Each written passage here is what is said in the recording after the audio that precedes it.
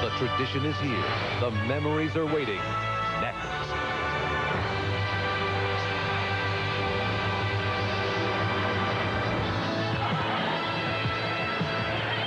NBC Sports presents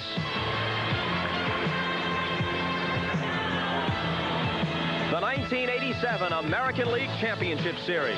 Tonight, from the Hubert H. Humphrey Metrodome, it's the Detroit Tigers versus the Minnesota Twins. And it's brought to you by the Miller Brewing Company, sole sponsor of the U.S. Olympic Training Centers. By Audi, when you're ready to follow your own road, you're ready for an Audi. By McDonald's, it's a good time for the great taste. And by Visa, the official card and traveler's check for the 1988 Olympic Games.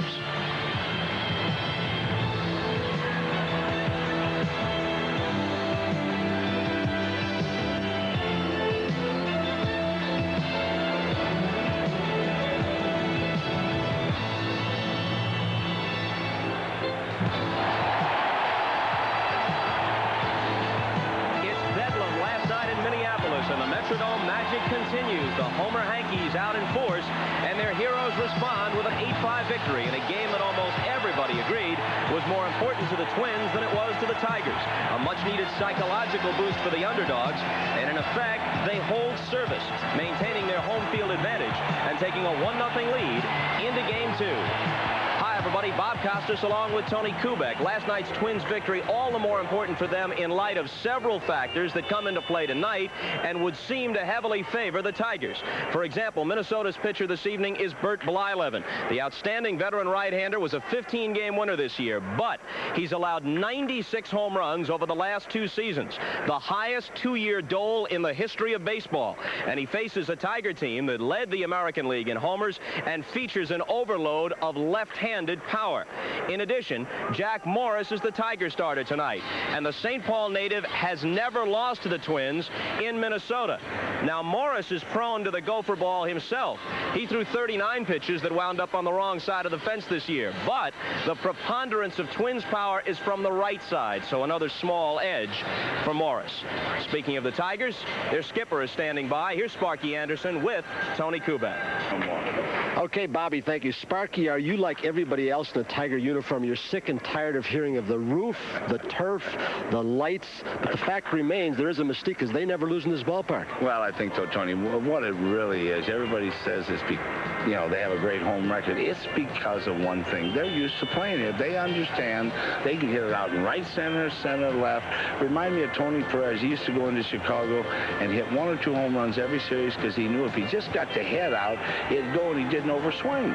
What about managing here? Does it change your managing style, knowing that can happen? Well, as bad as I am, I don't really have no style. No, Tony, I think what you have to do here is you realize situations here, and you have to understand that they will not overly hit and run. They won't overly bunt here with their people because they know they can hit alleys. You've got your horse going today who really doesn't lose in this city. What are you looking forward to? Well, only thing I hope is that never is not always never. I would not like to see them beat us here, Tony, because that would really make them brave. They're a good young club, and I don't want to see them get too brave. You've got a right-hander, Blyleven, throws up a lot of home runs. A lot of them to left-handed hitters, so you've got your lineup stacked with left-handed hitters today. A difference for you today? I think this is our better lineup, when we're able to face a right-hander. I think we're 70 and 30 or something against right-handed pitching. We're a much better club against right-handers. This the most important game, or where would we go from here? Well, the most important game was our Sunday way back against Toronto, but I think this is very important. Sparky, good luck to you. We'll be back after these messages.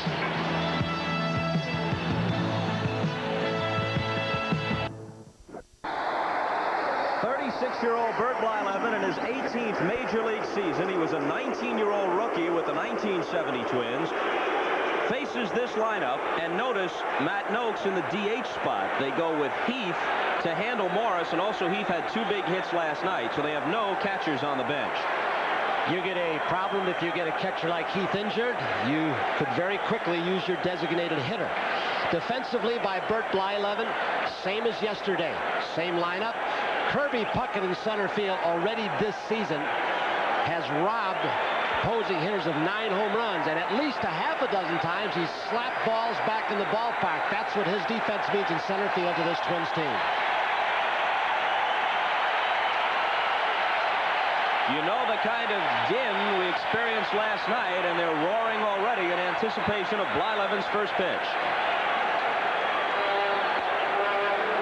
Ball 1 to Whitaker. The plate ump Durwood Merrill. Drew Coble at first. Al Clark at second. Mike Riley at third. Joe Brinkman right field line. Jim McKean left field line. 2-0.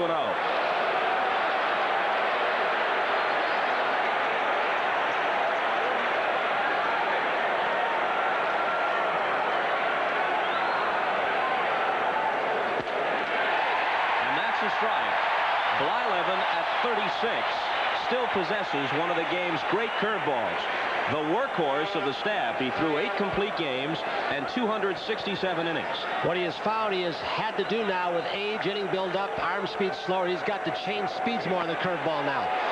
In fact, talking to Dick Such's pitching coach, he said if there is a game plan, Bert Blyleven with the left-handers hitter spark he's put in there will try and establish outside. He's trying to become a low ball hit pitcher after being a high ball pitcher most of his life with that fastball. That one's too low, and Whitaker draws a leadoff walk. Sparky won his 7th division title in pursuit of his 6th pennant. Bob, you talked about the home runs. Blyleven 46 home runs this year. 34 of them this year have been with nobody on base. But another thing to look for is 32 of those home runs have been hit by left-handed batters. 2 of them by Darrell Evans, who's homered in each of the last 2 games Blyleven has started against the Tigers. Those were back in August. Ball 1 outside.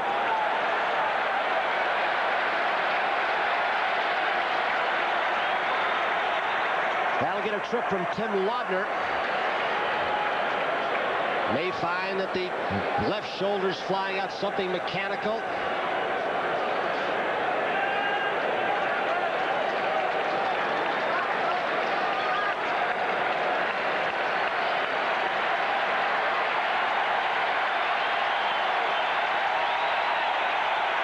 Even a trip to the mound excites them at the Metrodome.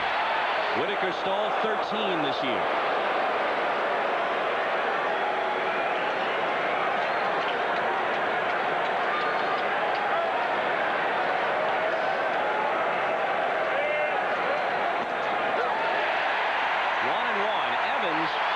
Hit a ball through what would have been the shortstop spot for a base hit last night. Look where they're playing it. Gaetti almost in the shortstop's position. Gagne near the bag at second. Against right-handed pitchers, Evans primarily a pull hitter. Left-handers, he'll go the other way on occasion.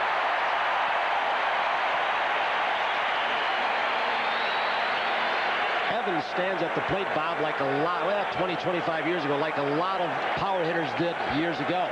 Up on the plate, a little bit open stance to get the barrel head out. Now power hitters stand off the plate, dive in at times. By my observation, Blyleven has thrown only 1 curveball. It was the pitch before that one for a called strike to Evans. Then he tried to bust the fastball in and missed inside. Legal? No. Get away with it? Yep.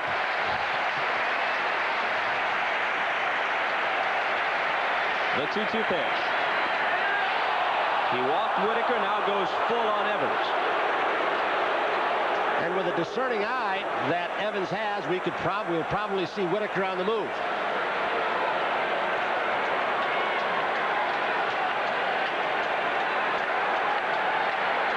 Evans drew 100 walks this year. Whitaker is running. Called strike 3. The throw is knocked down by Gagne, and only now does Evans learn that he's a strikeout victim. He was a third of the way down onto the batter's box. It's interesting when you try and label players and sometimes label stick or umpires. The label hung on home plate umpire Durwood Merrill is this. He will expand his strike zone up until 2 strikes, but then he doesn't call many out. He got fooled right there. One of the few umpires in this league with the inside protector that umpires dead center over the catcher's head. He got fooled by that pitch. That ball is outside. Evans has such an excellent eye. He has reason to believe he's right and Merrill is wrong.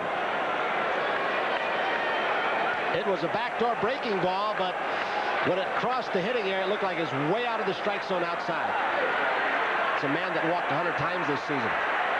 Here's Gibson with a man in scoring position as Whitaker stole second on the strikeout.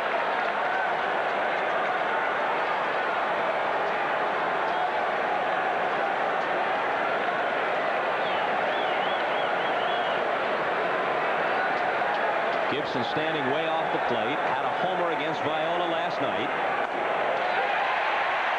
1-1.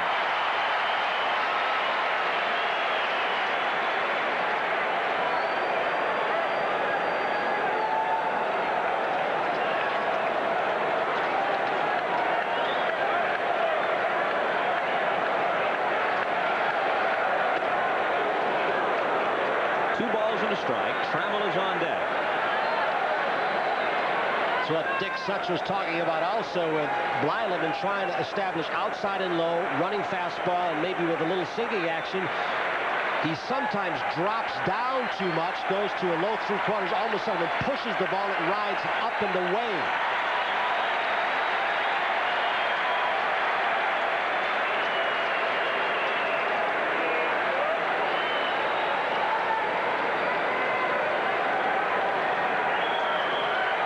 Still can't believe it.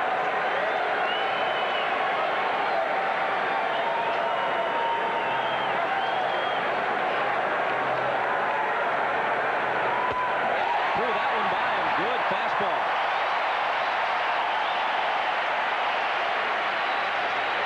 Remember when he first came up out with that hard curve and the fastball in the low 90s? He only had 2 pitches. And he really is just now starting to throw some slow change.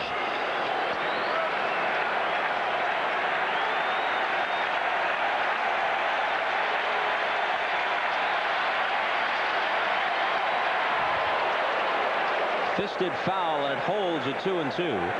At the age of 19, Blyleven won 10 games in 1970 for the division champion Twins, and relieved in Game 3 of the playoffs against the Orioles. Came on in relief of Jim Cott.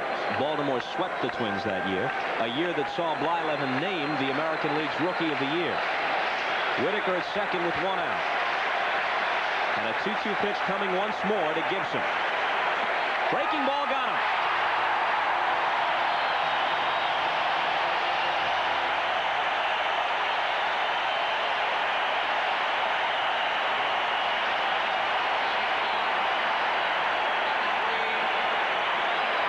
Remember, Gibson was in the on-deck circle when Evans got called out on a similar pitch.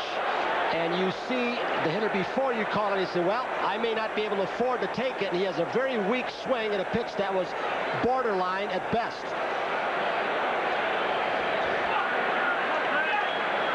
And a lip reader's delight.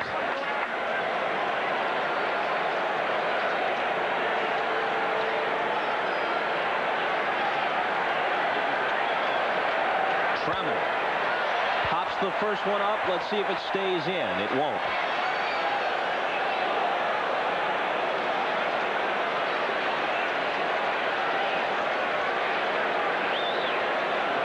He had him set up pretty good for that last wave he took at the backdoor breaking ball, because he busted him inside twice to move him off the plate. Had the ball in on his kitchen, and he was just a sitting duck for the breaking ball from Blyleven away.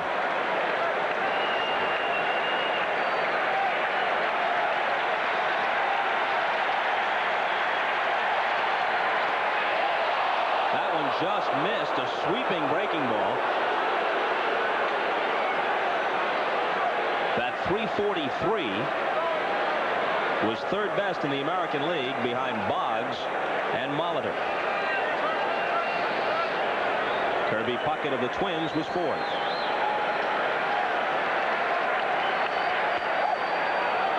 Two and one. Trammell a little bit farther away from the plate than he was yesterday and the Toronto Blue Jays series against those left-handers they threw. And many times a hitter will do that, move off the plate 6 inches or so away, but what they're doing is to protect against the curveball. He's probably striding in and will try and hit the curveball the other way up the middle. They're playing him to pull. This is hit softly into right. Brunansky comes in, and that'll do it. Blyleven walked 1, fan 2. The Tigers leave Whitaker at second, and we'll be back after this. Jack Morris gets loose. Tom Kelly's lineup, all the same people he used last night. He's just flipped Lombardozzi and Gagne. Lombardozzi up to second, Gagne to 8th. None of these people have any postseason experience prior to last night. The exception, of course, for the Twins, Blyleven this evening, one of the few. Defensively behind Jack Morris, they will be better in right field defensively with Sheridan's arm and his running speed. Bob mentioned Heath catching today and Noakes DHing. With the split-fingered fastball, forkball, if you will, that Morris throws, he already has 24 wild pitches during the regular season. They will try and run if they can get on, so Sparky wants the better arm of Mike Heath behind home plate.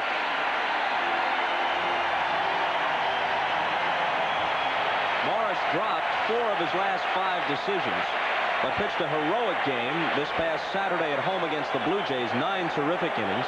Tigers, of course, eventually won, but it was a no decision for Morris. Gladden had 2 big hits last night and scored the tying run at the start of the 4-run 8th.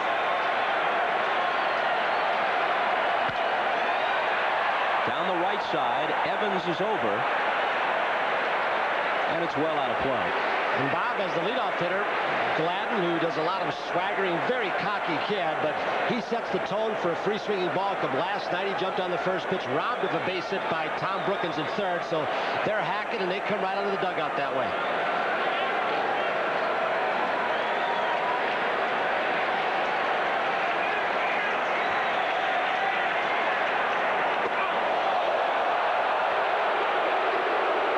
That's not a mistake. It's just to keep him a little bit honest. Keep him off the outer edge and keep him from going down after the forkball. A little purpose pitch and a nice brush back.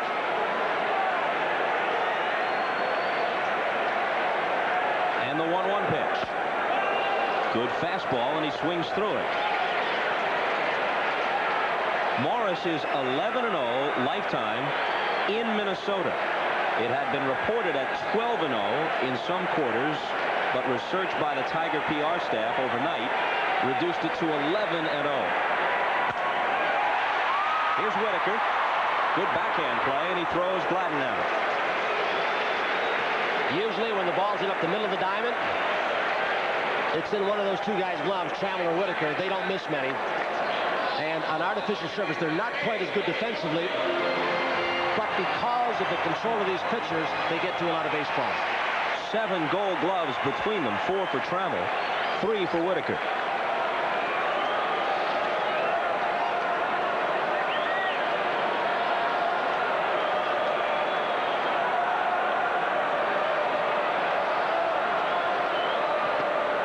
Swing and a miss by Lombardozzi. Bobby, I was looking at Lombardozzi's minor league record a couple of years back in the minor leagues as we look at Kirby Puckett on deck. He had 14 catchers interference calls. And word gets around. What he's doing is he probably stepped back and slapped the catcher's glove to get on base. So you'll see catchers when he's up at the plate, as the word got around, to back off just a little bit so he can't tip their gloves and be awarded first base.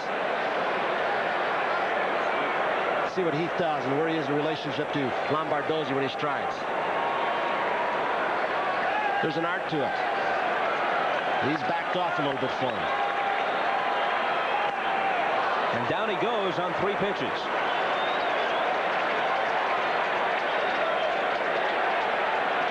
Morris beat the Twins twice this year. Beat Frank Viola 3-2 at the Metrodome. And beat Steve Carlton 11-2 at Tiger Stadium in the reception for Puckett.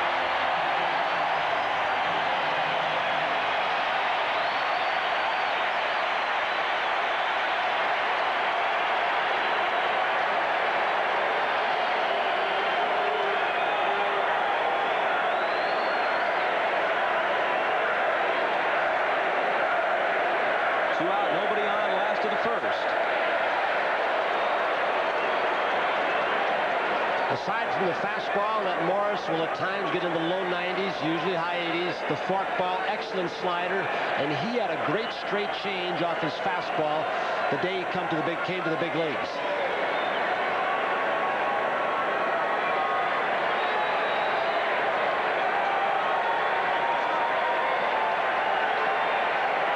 His 0-1 pitch.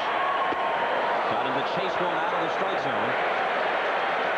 On the forkball or split finger. The hitters from both teams go up against a Jack Morris or Blyleven, even though they throw different pitches with a similar thought in mind. Lay off the low pitch, lay off the breaking ball in the dirt or down at the ankles for Blyleven, and lay off the forkball down at your ankles for Morris. Easy to say, but the sharply as they break, it's tough. Ground ball toward the hole. Brookins to his left. Good play. And it's a 1-2-3 first for Morris. We'll return to the Metrodome in a minute.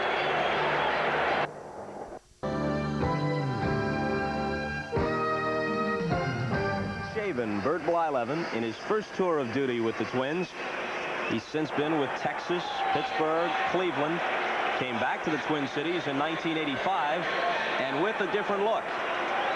Last year, Ray Miller, the manager of the Twins then, had a no-beards rule. Blyleven threatened to file a grievance through the Players Association, and they rescinded the rule rather than argue over it. It's like the old Al Roboski Mad Hungarian days in St. Louis when Vern Rapp said, hey, no beards. And Roboski said, it's like Samson, I'll lose my powers. Bert left under not too friendly terms with the former owner Calvin Griffith, but then Mr. Pohlad got him back. And he's pretty much been one of the anchors of the staff along with Viola. The rookie Noakes takes a ball.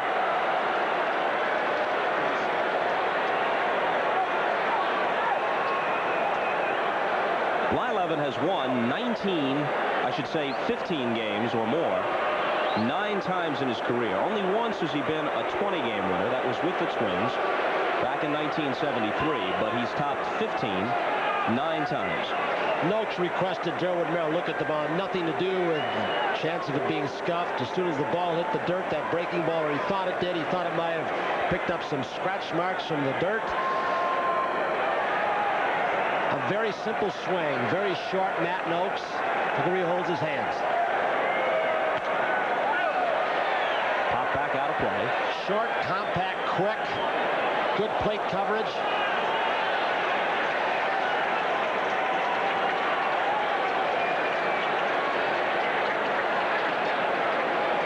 This year, Noakes and Evans became the first pair of Tigers to hit 30 homers in the same season since Rocky Colavito and Norm Cash back in 1962. Curveball in there.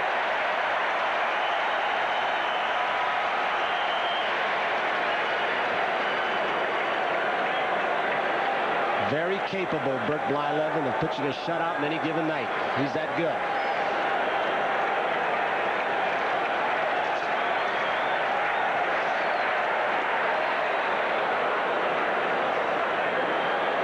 He's saying it hit him. Durwood Merrill said, I didn't see it. They've got to ask somebody else. Sparky's going to come out. They're going to request. Durwood's going to go out and ask somebody else because Noakes swore it, nicked his pants or hit his glove. He's going to call down to the third base umpire, Mike Riley, who perhaps had the best view.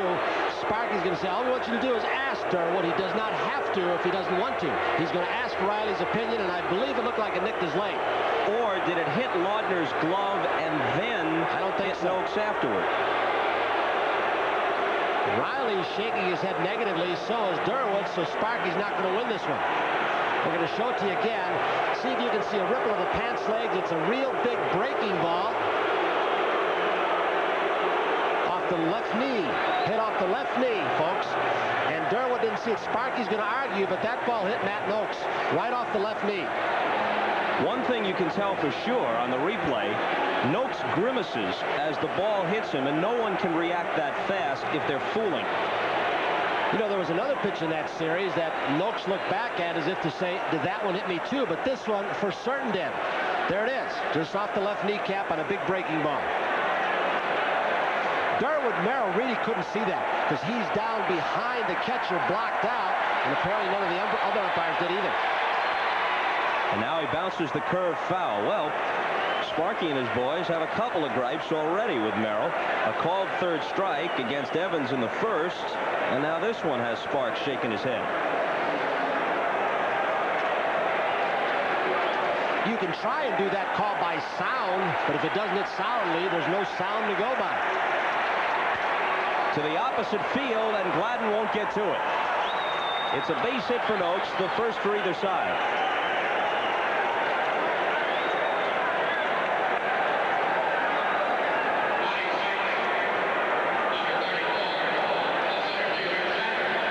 So Noakes, who struck out as a pinch hitter in the 9th last night against Reardon, gets his first postseason base hit.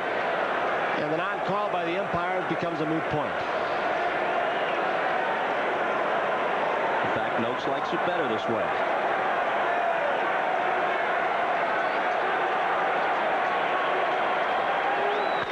And Lemon drives one to deep left. Gladden turns and watches it leave.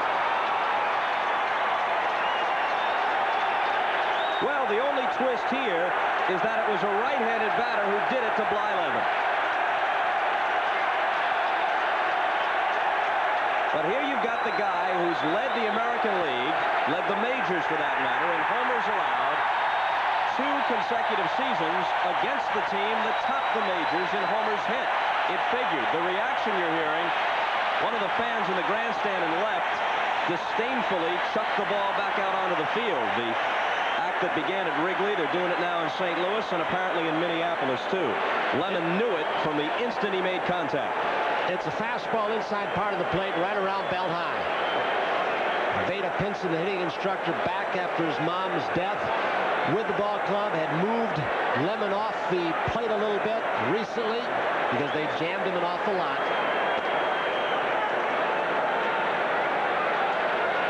Ball one to Sheridan, and let's watch the reaction of Patty Blyleven, Bert's wife. She's seen enough ball games to know from the moment Lemon swung.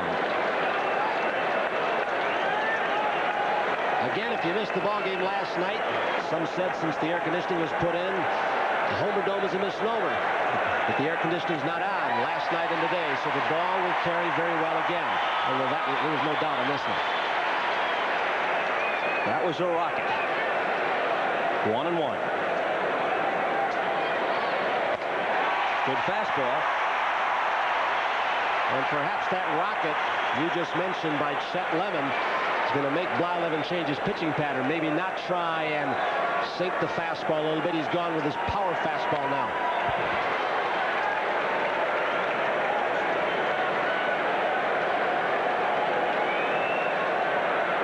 Sheridan was with the '85 world champion Royals. Came to the Tigers midway through the following season. 2-2.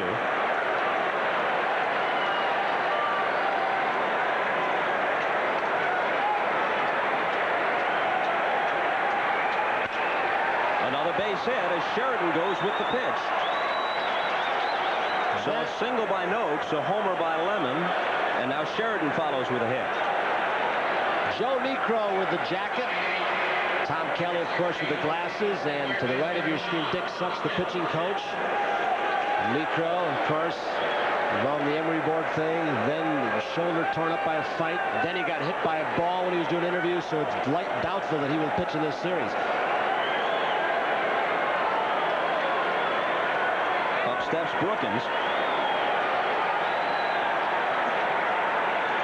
There he goes. There goes Sheridan. Brookins bluffs a bunt, and the throw won't get him.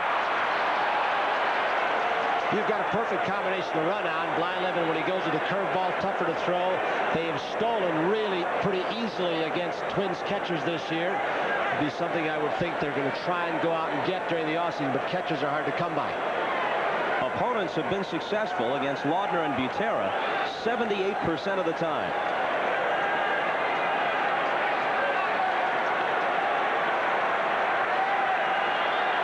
He's going to try and shoot it to right field. He's going to bunt.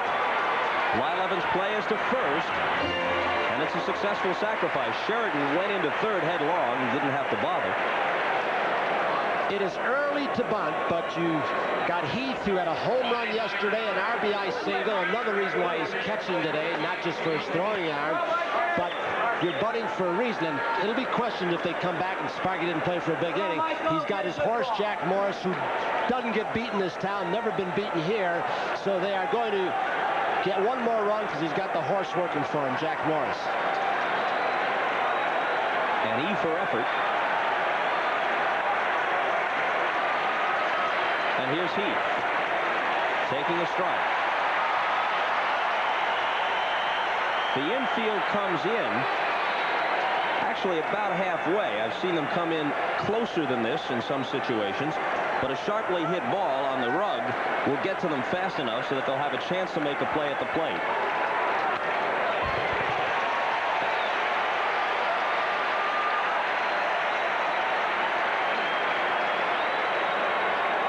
When you've got 4 good throwing arms in your infield, artificial surface, you can play them a little more deeply. And they've got 4 good throwing arms, including Hrbek, and we saw that yesterday. The deepest of the 4 infielders, as you see, is Gagne at short. 1-2.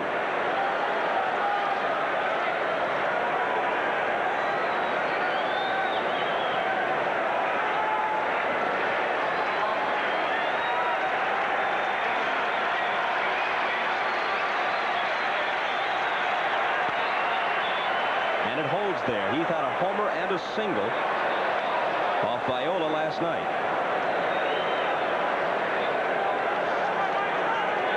Whitaker next.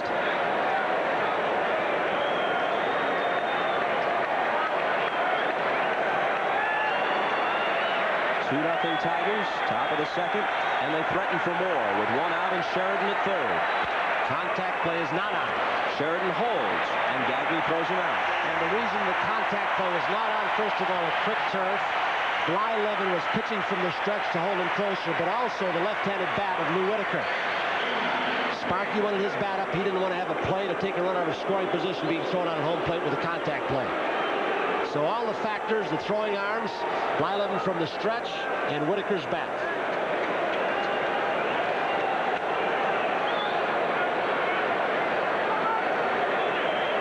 Whitaker had a walk to start the game.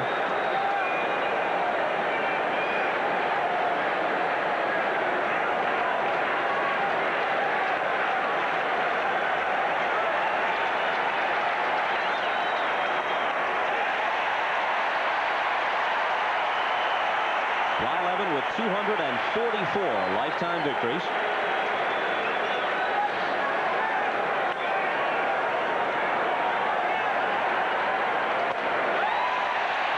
Swing, and it's 0-2.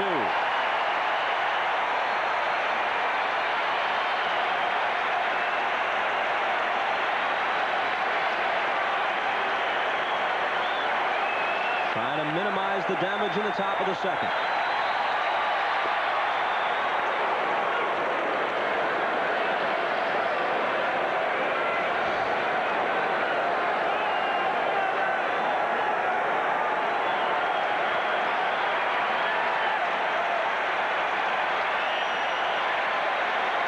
And the 1-2 pitch. Fouled off. Bert Blyleven still having some trouble with his control. The location giving after the fastball sign was given by Lawton to come in on the fists of Whitaker. And again, the fastball ran up and away. Blyleven has always been a great control artist, but this year he walked 101, easily the highest of his career. I think an indication that he's trying to alter his pitching pattern. Going a little different direction after all the home runs last year, record-setting pace. Changing speeds, finessing a little bit more. Well, it didn't work. He added to his walks and still gave up all the homers. Laudner makes a good play. Now it's a full count.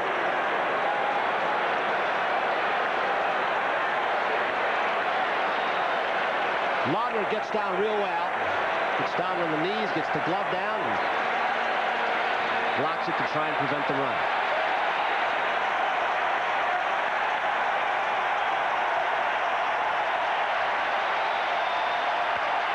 A drive to center. Puckett started in, now goes back to the edge of the track to squeeze it. But Chet Lemon puts a sour taste in the Twins' mouths, and it's 2-0 Detroit after 1.5.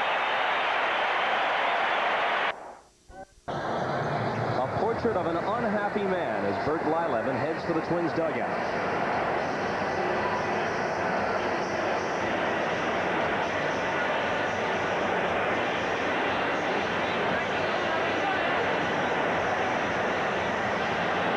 And this is a live shot. He has always been hypercritical. That's always been the word on him. Very hard on himself. There you see Tom Kelly. Blyleven sits right next to Kelly when he pitches. All the way at the end of the dugout when it's not his turn to work.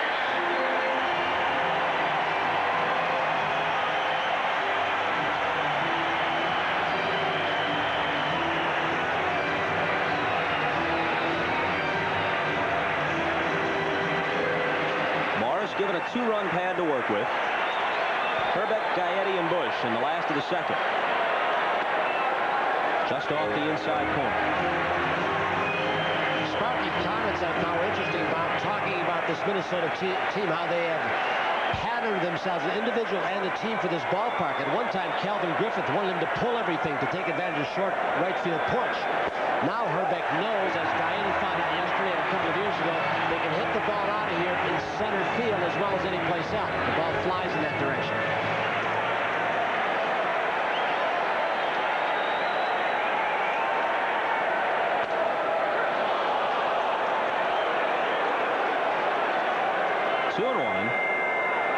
Morris was 18-11 this year. He has twice been a 20-game winner, including last season when he went 21-8. Gap pretty much in left center field, what there is. 2-2.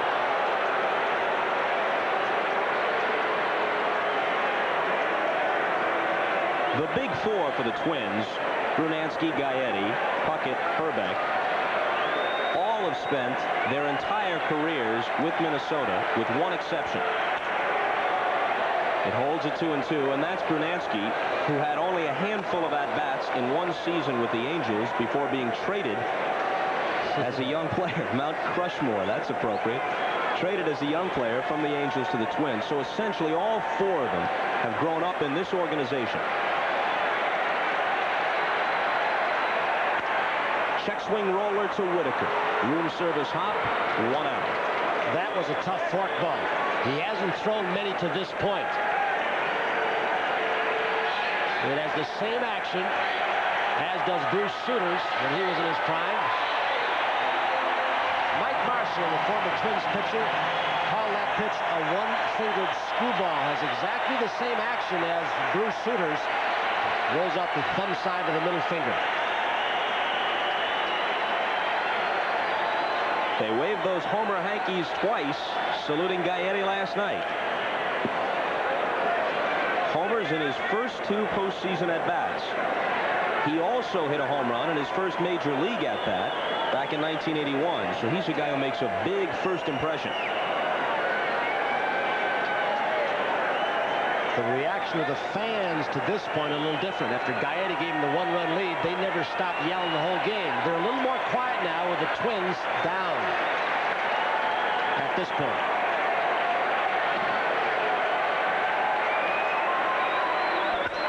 Here's a shot to deep right.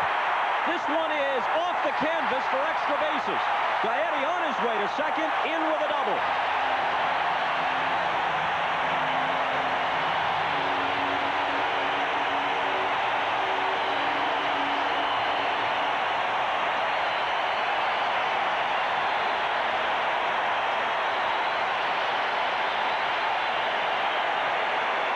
His 2 homers were to right center. This one to almost straightaway right. And all 3 pitches almost in the same area. Gaetti said Alexander made 2 mistakes.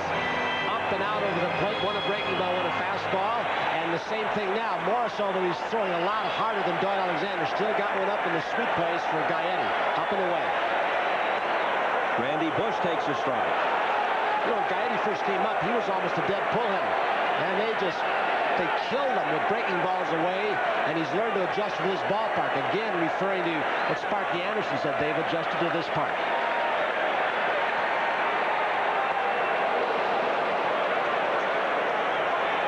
The fork ball puts him ahead on the count 0-2.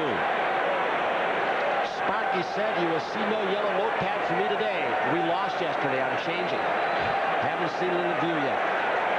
So obviously the pad didn't include any terribly essential info. That was low. Who's superstitious? Sparky? Sparky had a streak of 9 straight playoff wins. Snapped last night.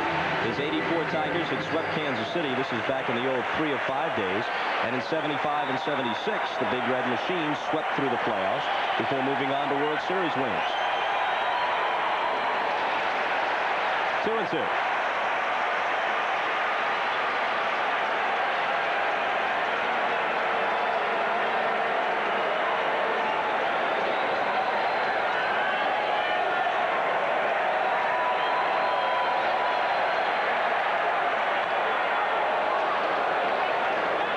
Just got a little piece of it on the check swing.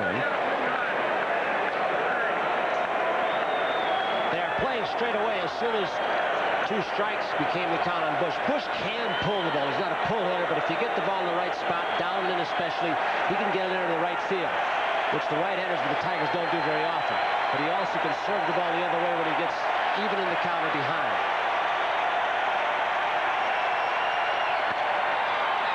And this one is popped up wide of third. Brookins and Trammell. Trammell in behind him to make the catch. And Gibson was heading toward them as well. It could have been a 3-way collision.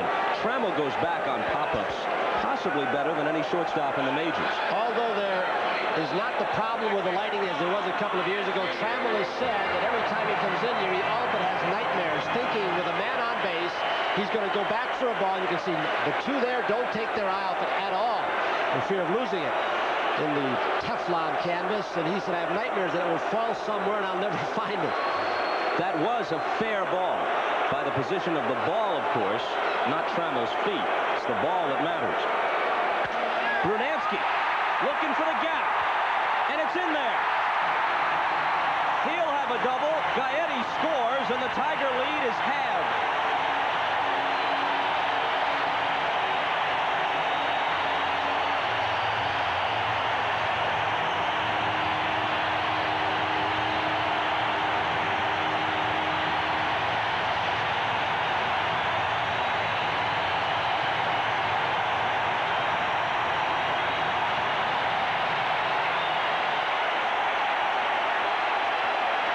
Same 2 who did most of the damage last night.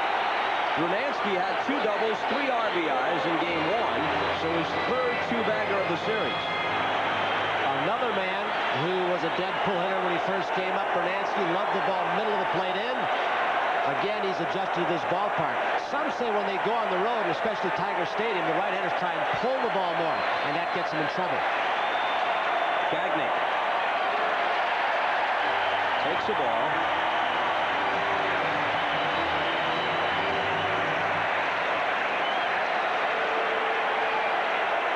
Sparky flanked by his coaches Alex Gramis and Dick Trzeski.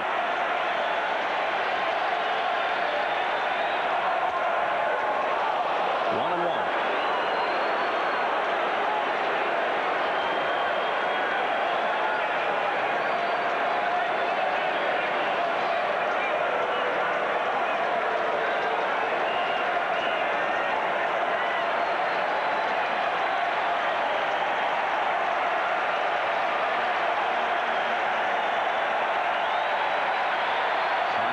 Second with 2 down.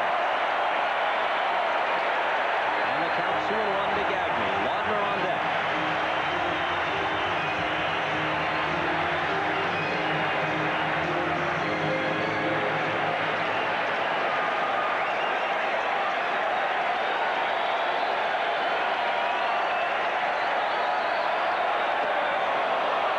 They check down at first base. No, he didn't go around. 3-1. You know, Bob, a lot has been made about stealing of signs from the center field camera. It's possible, but not very probable with the pitching rhythm of some of these pitchers. What they do now, and usually they put a catcher, Sal Butera, he may be in the clubhouse, seeing the series of signs, and then what they do is he'll come down, and when they get a man on second baseman later on, he'll say, hey, look, when you're on second, here's what the signs are and the switches are. And then the second baseman can do it. And that's how they're stealing signs. Fastball rode up and in, and Gagney's aboard.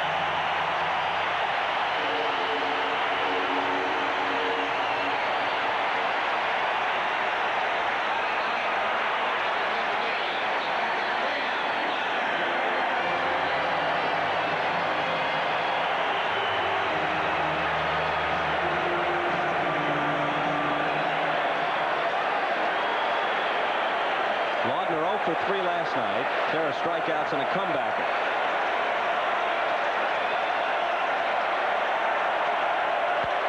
And a drive down the left field line, in there. 1 run home. A second headed for the plate. Travels relay. No. It's 3-2 Minnesota.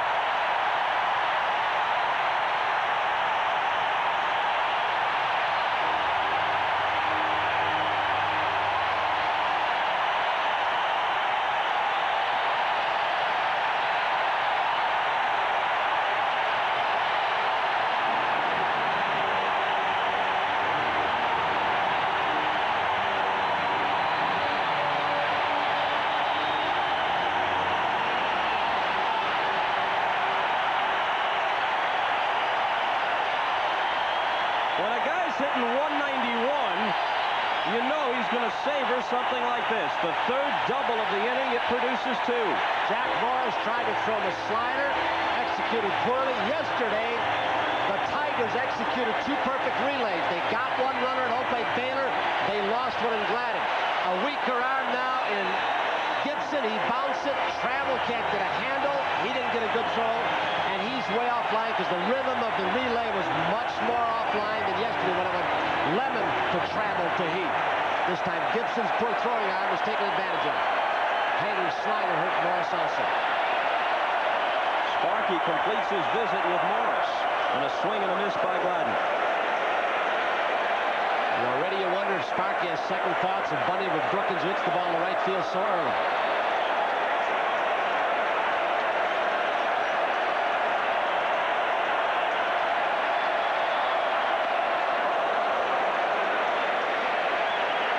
In the top half of this inning, after Lemon's homer gave the Tigers the 2-0 lead, Sheridan singled, stole second. This is what you're referring to, Tony. And then Brookins sacrificing the third, but they couldn't get him home from third with 1 out.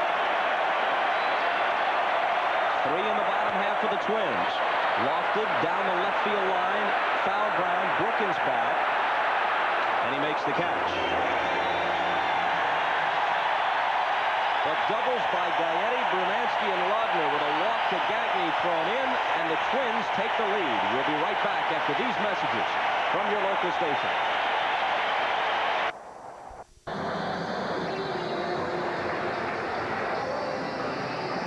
Blyleven and Morris each roughed up early. The 1987 American League Championship Series is brought to you by your Toyota dealer and the '88 Toyota Tercel. Toyota quality, who could ask for anything more? And by United Airlines, rededicated to giving you the service you deserve. Come fly the friendly skies. Hometown boy who's never lost here. Staked to a 2-0 lead, now on the short end. 3-2 Twins.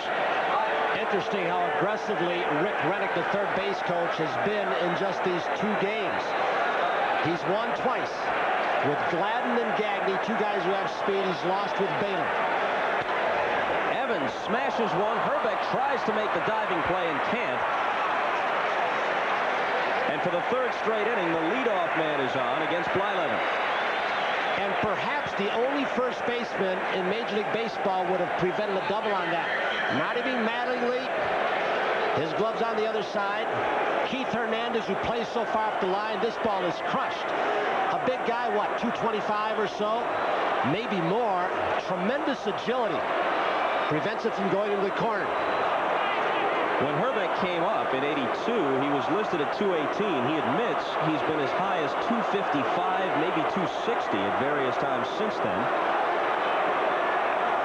Don't know exactly where he is right now. but I think he'd view 225 as charitable. Sure, Norman, nice guy. Here's Gibson.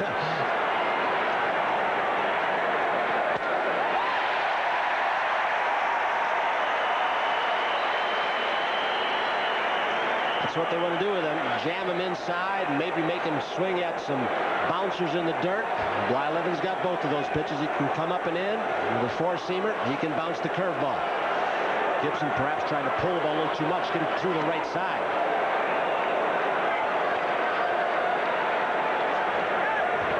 Evans, no threat to steal a base, being held by Hrbek. But slapping that ball down that Hrbek did, he keeps the double play in order. Gibson's tough to double up, but then you got Trammell after that in case he doesn't advance them, so it could be important play in this inning by Hrbek. When you say a guy is not a threat to steal, that doesn't mean he should not be held on. In this situation, you want to keep the double play in order. You want to prevent him from getting down there in time to take out the pivot man, or keep him from advancing from first to third on a hit. I think it's a silly move right now to hold him on and not protect that gap. But if you've got a agile first baseman, you might try a little bit more, but he's not going anywhere. If he does, he's doing you a favor.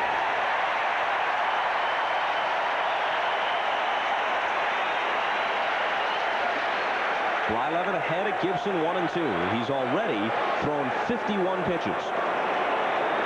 The important part is the strike-to-ball ratio is not very good.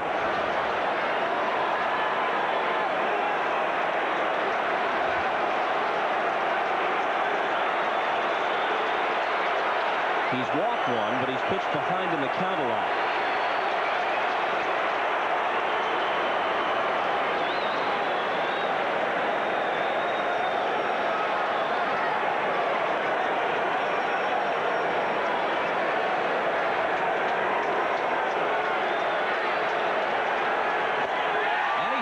Gibson out for the second time. You can have all the scouting reports you want, but you've got to be able to have a pitcher on the mound who can execute it and throw the ball right where the scouting report says, up and in. And Blyleven just did.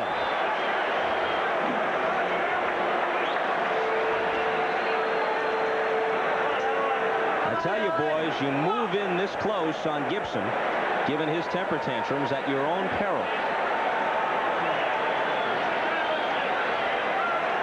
That is not a PG-rated dugout shot. When Kirk is steamed.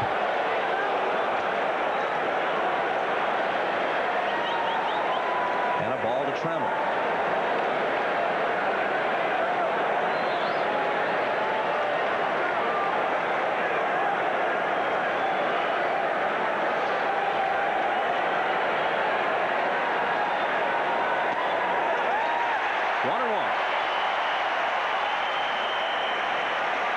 We mentioned Blyleven's appearance in the 70 playoffs for the Twins.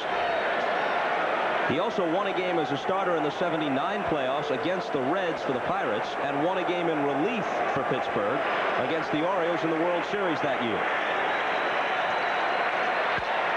Wrapped to short. Gagnon for one. And on to Hrbek for two. It's Hrbek's play right there. Keep preventing that double.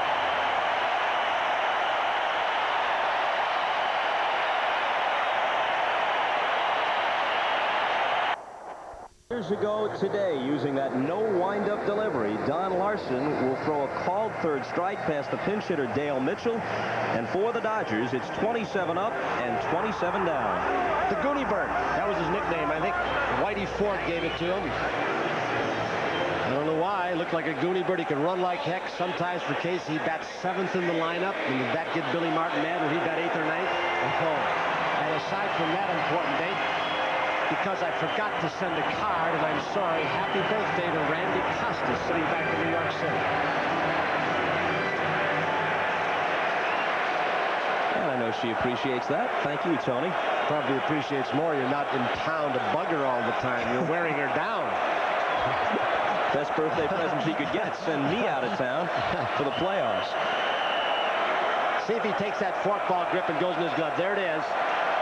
Doesn't mean he's going to throw it. Lombardozzi bounces one toward the hole, but there's Trammell in perfect position. safe. And he pulled Evans off the bag with the throw. They would have had him by half a step. But Trammell might be charged with a rare error here. Sparky's going to be out again. To me, it looked like Evans had the foot on the bag all the way, and after the ball hit his glove, he went off. That's from the naked eye. Drew Coble felt differently. And perhaps this team a little more speed than the Tigers are giving them credit for. He is off the bag. Oh, good call. You betcha. He isn't off by much, maybe a couple of inches. Trammell going to the right, not used to the artificial surface, not many games played. Latin rides the ball high when he tried to rush his throw, get a little extra, pulls him off the bag. He's saying what, but if he sees a replay, I think he'd agree with Drew Coble. And you score it, E6. You think they might hit and run with Kirby Puckett in this situation? Lombardozzi, you can never tell. Not going. In the air to right field, Sheridan had him played perfectly, makes the catch.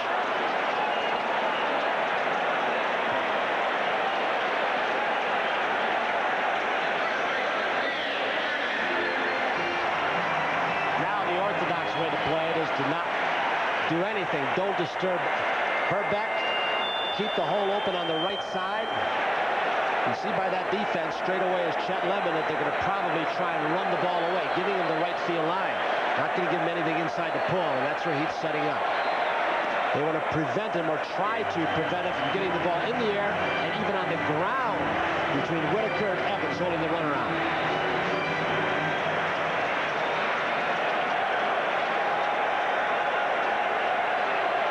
And Morris's 1-0 pitch. 2-0 to Hrbek, who was the runner-up in the 1984 MVP balloting to the Tigers' Willie Hernandez, who won that award, and the Cy Young as well. The Twins were in the race that year in the American League West until the final weekend, when they absolutely collapsed and wound up at 500 for the year as Kansas City won it.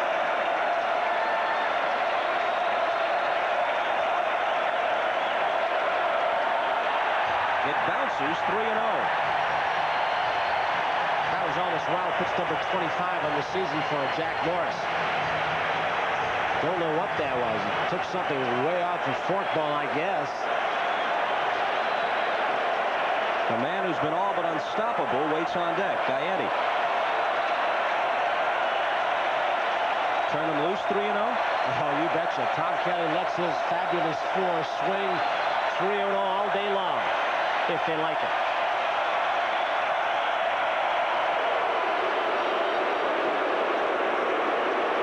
It's a strange time to throw over, isn't it? 3-0. Morris getting a kick out of something. Doesn't mean he doesn't want to throw to Hrbek at home plate. He's swinging. It's a double play ball. Whitaker to Trammell and on to Evans. And the Twins are finished in the third. Trammell's error doesn't hurt. And here's a look back at a very special Olympic moment.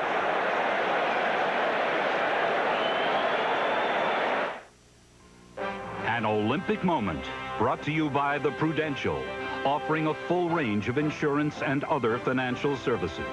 The Prudential. Helsinki, 1952. Emil Zatopek of Czechoslovakia is running in his very first marathon. He has already won the 5,000 and 10,000-meter runs. Zatopek is all alone at the finish. Emil Zatopek, 2 Olympiads, a total of 4 gold medals. The Tigers have not been pictures of gentility so far. The jet-jawed Trammell, Evans arguing at first, and Gibson with a profane reaction after the second of his 2 strikeouts. I wonder if Gibby heard this much noise when he played in the Michigan State-Michigan football game with over 100,000 people. I doubt it. Where these fans are hooting and hollering.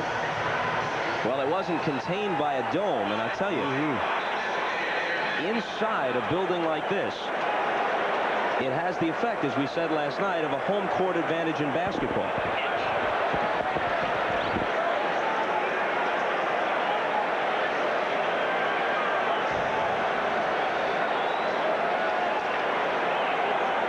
Following last night's win, the Twins are 57 and 25 here. That's a pace of 695. But on the road, 29 and 52. That's 358 baseball.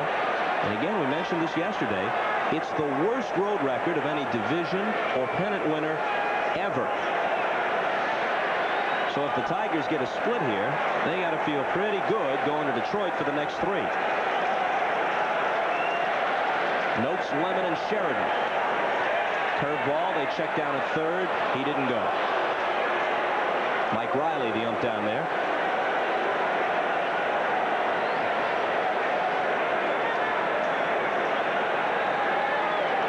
Top of the 4th, 3-2 Twins.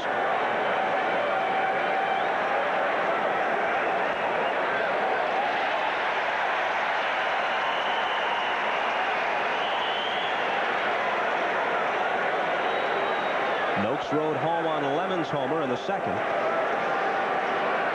Noakes uses a 32-inch bat, 31 ounces, very short, one of the shortest in the big leagues. Number out in front of the plate. Lautner throws him out. The off-speed pitch that Blyleven has been working a lot on gets him way out in front. Well, there are first ball hitters like Kirby Puckett to swing at a curveball, slider, or a fastball. It's near the strike zone. There are first ball hitters like Randolph, fastball up over the plate. He'll mash it. The Scotty report on Lemon. First ball, fastball hitter. He gets one right about down the middle of the plate. And would have made Werner von Braun very happy with that rocket he sent to the left field bleachers. This time he starts him with the breaking ball, and it misses.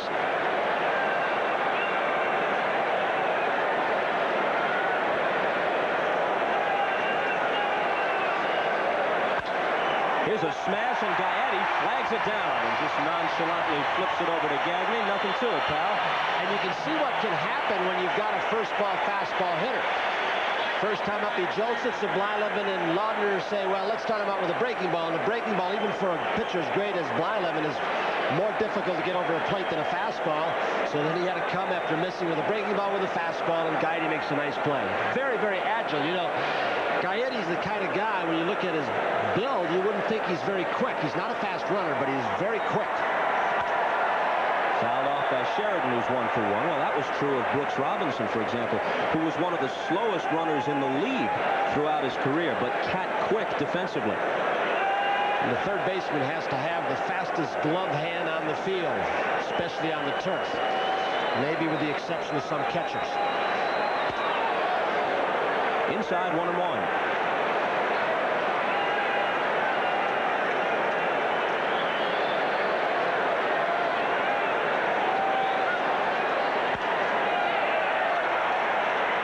Tomorrow, an off day, Saturday afternoon at Tiger Stadium. Les Straker, with a record of 8 and 10, will pitch for the Twins. Walt Terrell, 17 and 10, goes for the Tigers.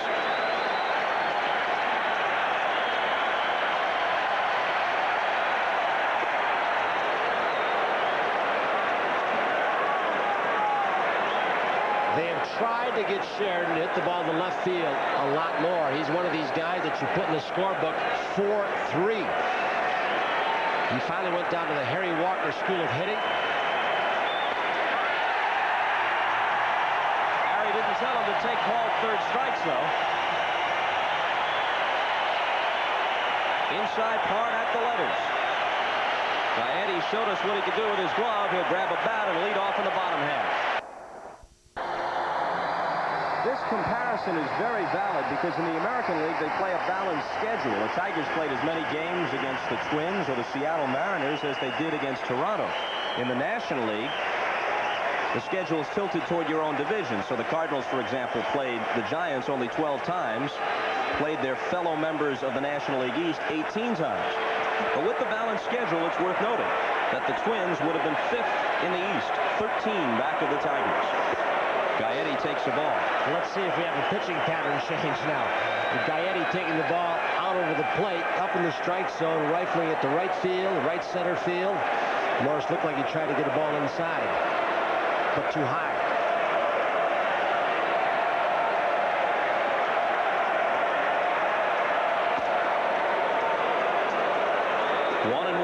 since the end of the Oakland dynasty, the American League East champ has won the playoffs 10 of the last 12 years. The only breakthroughs, the Royals in 80 and 85 for the West. Throws him a big lollipop, and it's high.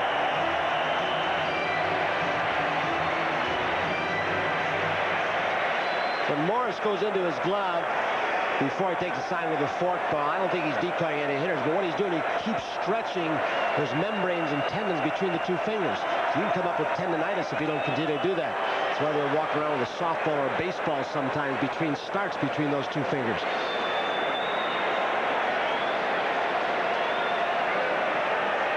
Bush and Brunansky will follow Gaetti in the last half of the fourth. Tigers had a 2-0 lead in the top of the second. Twins came back with 3 off Morris in the bottom half, and Gaetti started that rally with an opposite field double.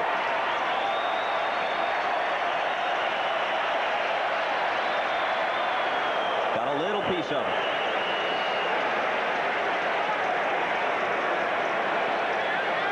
Morris attended Highland Park High School in St. Paul, and although Blyleven is only 4 years older than Morris, because Blyleven's career began at the age of 19, Morris can truthfully say that Bert was one of his idols.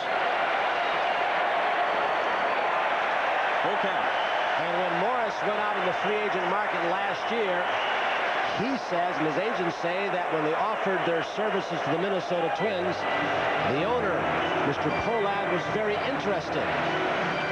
Then all of a sudden, a few hours later, Morris feels the word came down from somebody upstairs, maybe even the commissioner, to lay off. And that's another one of the collusion charges that Mr. Nicolau. I don't think the Players Association got a lock on that ruling after Roberts' ruling. And the payoff.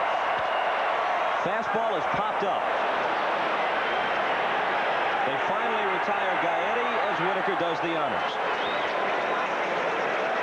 You know, we came very close to having a ground rule come and play there.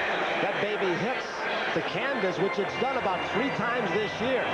Gaetti's done it once. He's had to catch it. If it hits the canvas and you catch it, it's an out. Kingman hit a ball hit up in one of the holes. It was a ground rule double. If it hits a speaker and you catch it, it's an out. I mean, there are all kinds of freak things that have happened and may still happen in this park. Kingman hit the ball that went up through the hole and stuck there. And then the next day, Mickey Hatcher contended that it was still in play if it came down. So they had somebody go up there and drop it down, and Mickey was waiting for it, but true to form, he dropped it. Don Dakinger, the home plate umpire, I believe, set it up. The Hatch.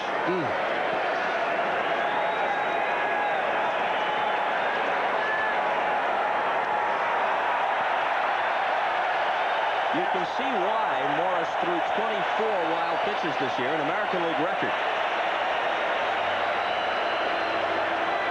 You know, that is such a field pitch. He's having difficulty changing speeds on it. He's bounced a couple of those. The hard ones he's thrown a couple for a strike. And basically fastball and some sliders.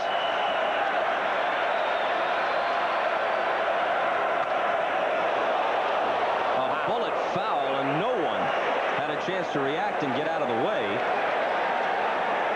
But luckily it was wedged in that corner without decapitating anybody. Just in front of that fella in the auxiliary boxes, there's a pretty good glove there if he could have gotten there. It looked like Al Kaline sitting right in the corner, just in front of this kid.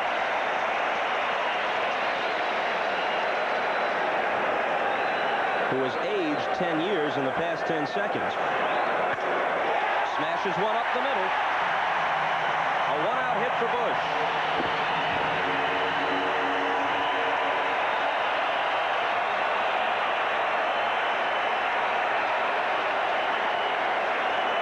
Al Kaline, Tiger Hall of Famer, a broadcaster these days, looking on at the Metrodome.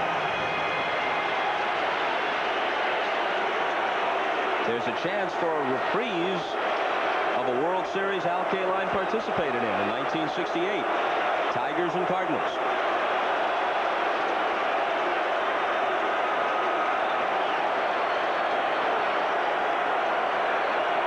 Brunansky had an RBI double in the second. His 4th run driven home in the 2 games. The runner goes. Good pitch to run on. Heath unloads. But Bush steals it. The pitch was down and in, and Heath did a good job to make it that close, but it was a very tough pitch to make a throw on. A hard fork ball down and in. Maybe even a little bit easier for a catcher if it's away, even if he has to backhand it, because it's easier to do this way. He's got to catch it in his glove hand, square all the way around. It gives the runner, and Bush is not a fast runner by any means, but it gave him a few extra steps. 2-0 to Bernansky.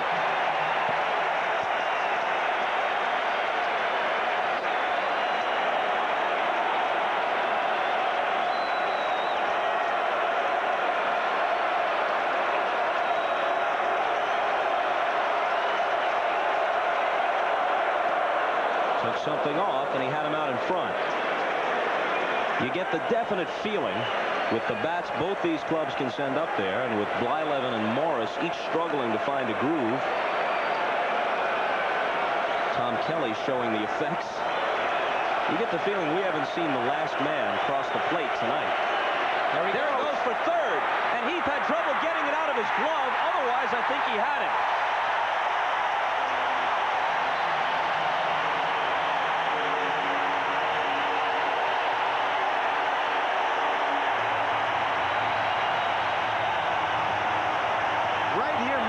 Situation, and they call in pitches. Now that, I know there's a hard fork ball and a fastball down and in, but they can steal location if they can.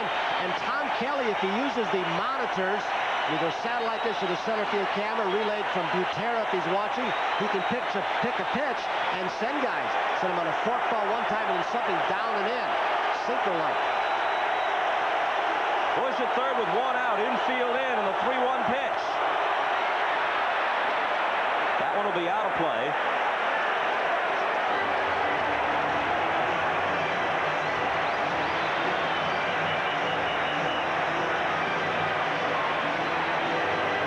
Rennick, the coach, at third.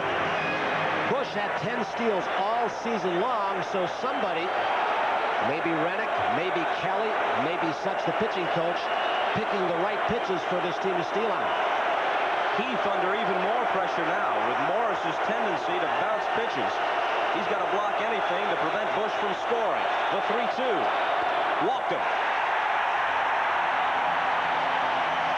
Morris knows the 8 and 9 hitters are coming up. And then he can take his infield on this fast turf and move them back in the middle of the diamond and go double play. Gives him a little more leeway for a mistake.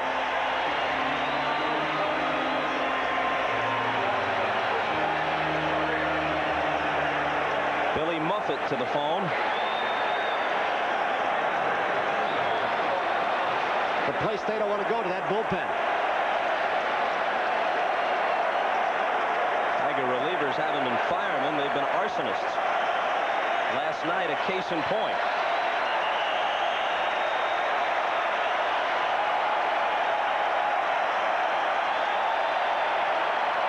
Gagne fouls it off. He had a walk in the second.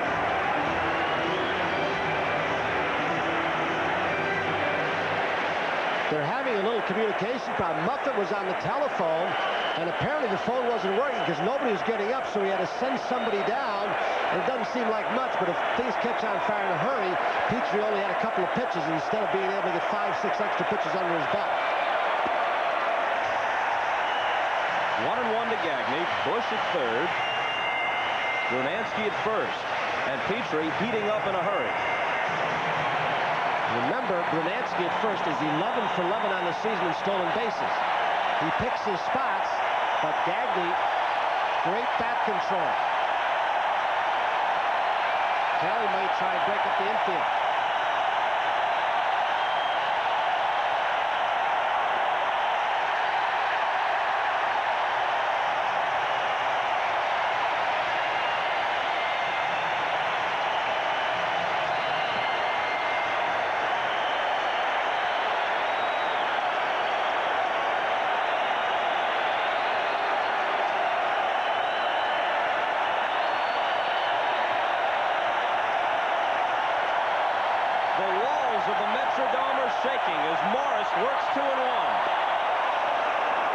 chase one down and away. That was funny. Gagne swung at that pitch right to the strike zone as if there might have been a hit and run on to give some kind of protection. Bernansky at first had a talk with Terwilliger. Looked like there's a mix-up in signs. Might have been.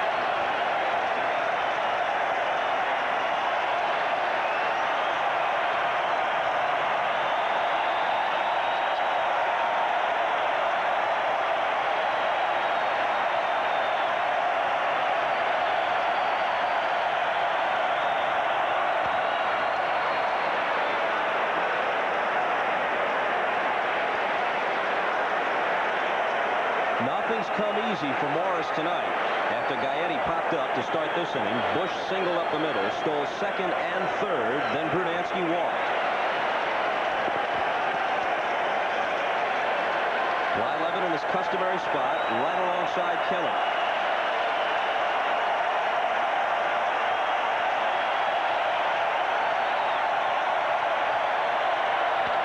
A smash foul.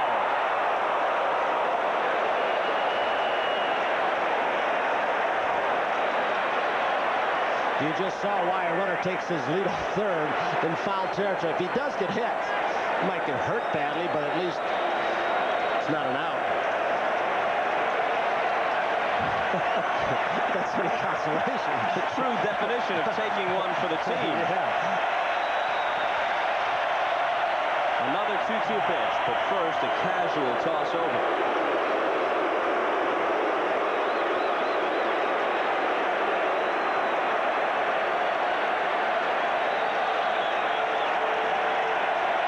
If either Blyleven or Morris are around at the finish, you've got a story. Full count.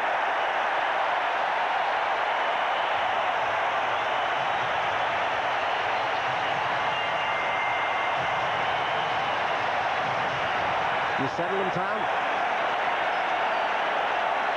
I'd be surprised if he didn't.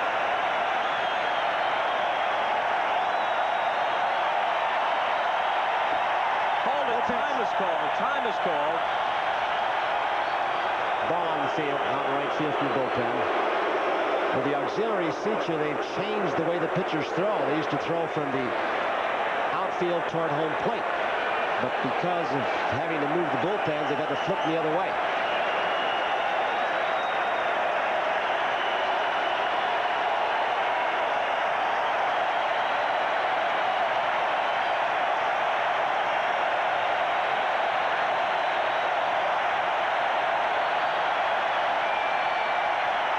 He's not going, and it's ball four. They're loaded up.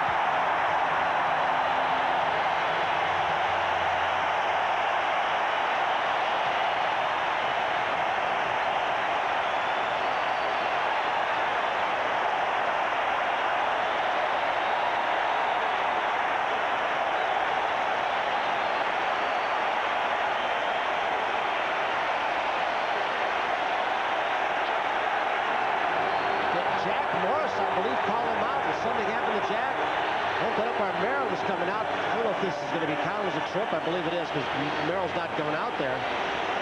Sparky didn't come out, I don't believe, until he was motioned out.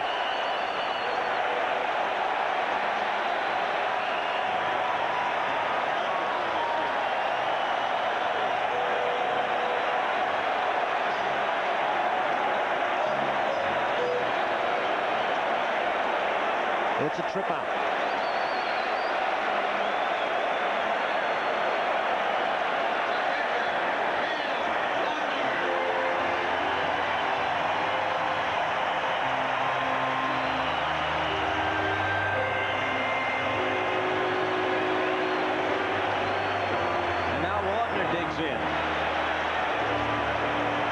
Doubled home two in the second.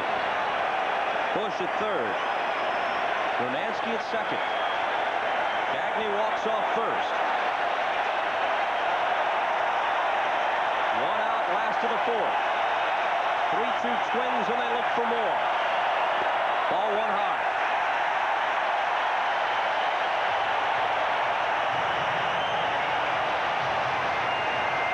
Tim Laudner has one career grand slam. Hit it in June of this year at Comiskey Park off Jose De Leon.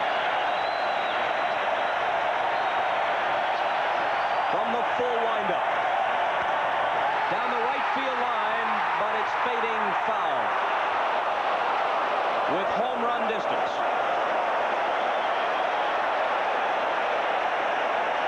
Both pitchers have been pushed very hard through 4 innings. Despite all the homers Morris gives up, 39 of them this year, he has not allowed a homer with more than 1 man on base in over 2 years, which is the mark of other great pitchers who have high homer totals. The Robin Roberts, the Catfish Hunters, the Fergie Jenkins. Means he's got something a little extra when he needs it.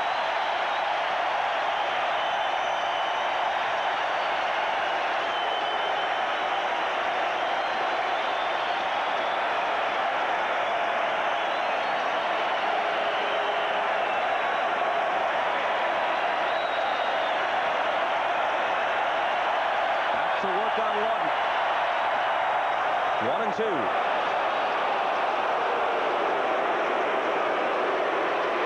The book on Laudner always has been you can get him to chase pitches out of the strike zone. He's an undisciplined hitter, inordinately high strikeout ratio, batting average under 200, but strong enough to really crush the ball when he makes contact, as he did for the big double back in the second. He hits mistakes, as he did 16 times for homers during the regular season. That one's in the dirt and blocked by Heath. Morris still having trouble with the fork ball. Tried to change speeds. He's bouncing it well out in front of home plate. He tried for the strikeout fork ball a little harder, and look where it goes. So Laudner signaling the runners in case they couldn't pick it up. Sometimes you get blocked out by the hitter. You can see why Sparky DH Noakes and caught Heath. Heath's had his hands full, and Noakes is not a good defensive catcher at all. Heath looking in, perhaps in this situation, Sparky calling the pitches, so you can't steal him if you're stealing from the center field camera from second base. Did he commit himself? Yes! Laudner can't believe it.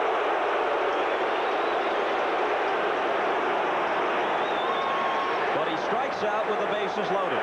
You be the judge. Yeah, sure. He went. Didn't have to see replay for that, baby.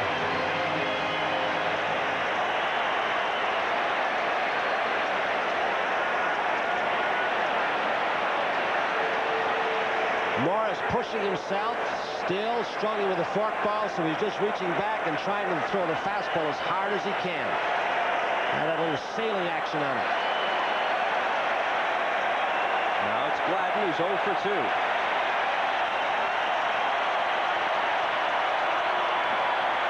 Heath has to do it again. Jack trying to do the all-on fastballs, and the hitters seem to know it now. Morris strong enough, throws hard enough, can spot the ball enough that he can get by in certain situations. But how much will this take out of him in this setting? Only the 4th for later on. Heath may not get the Miller Lite MVP, but we might have to award him a Purple Heart.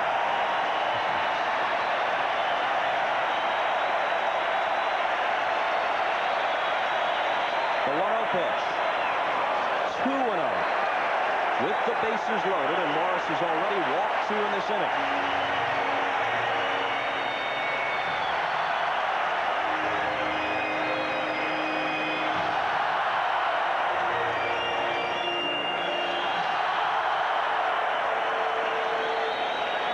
While pitch total revealing, and I would venture to say that many of those have come more with Noakes behind the plate, less experience. Has to throw a strike, and Gladden knows it. And a perfect strike it was. He didn't groove one, he got the outside corner. A pitcher's call.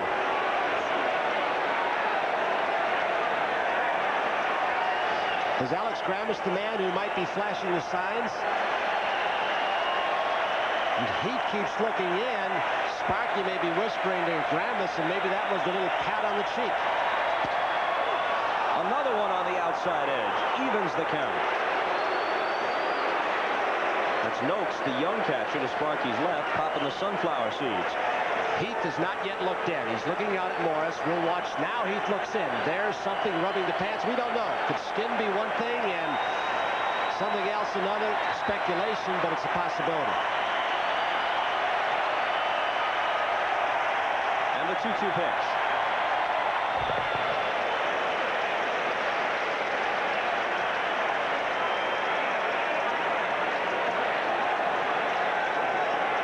The Sparky is so immobile. If he is flashing sign to Heath, who's looking in there now, he may be whispering. Maybe it's Billy Muffet, one player removed from Gramish. You don't know. It's not always the manager, somebody else. Roger Craig called pitches, but he didn't flash the signs a lot of times. Watching Sparky several times, maybe it's the head, up or down. You notice how sometimes he's got his chin on his chest?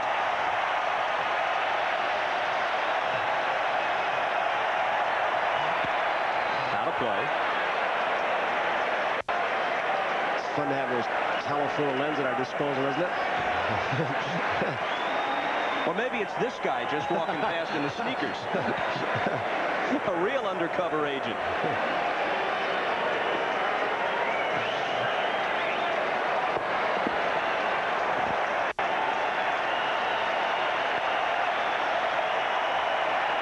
Morris hanging on for dear life.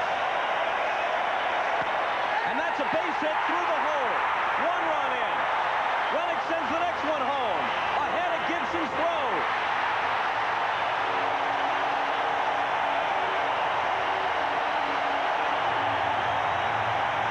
It's 5-2.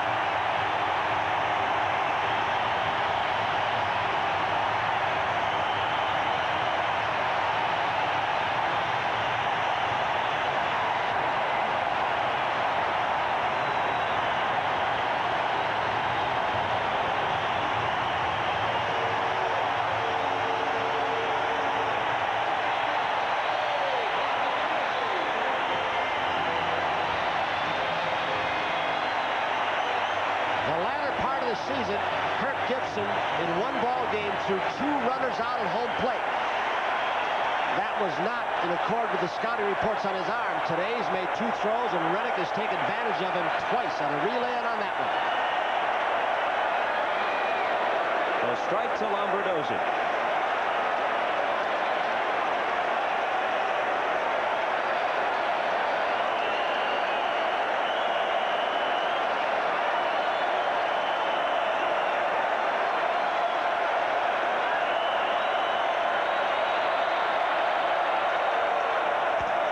Broken bat roller toward Brookins. He'll go for the force. It was very close. But Al Clark punches Gladden out of there at second base. But they tack on 2, and we'll be back after these messages from your local station.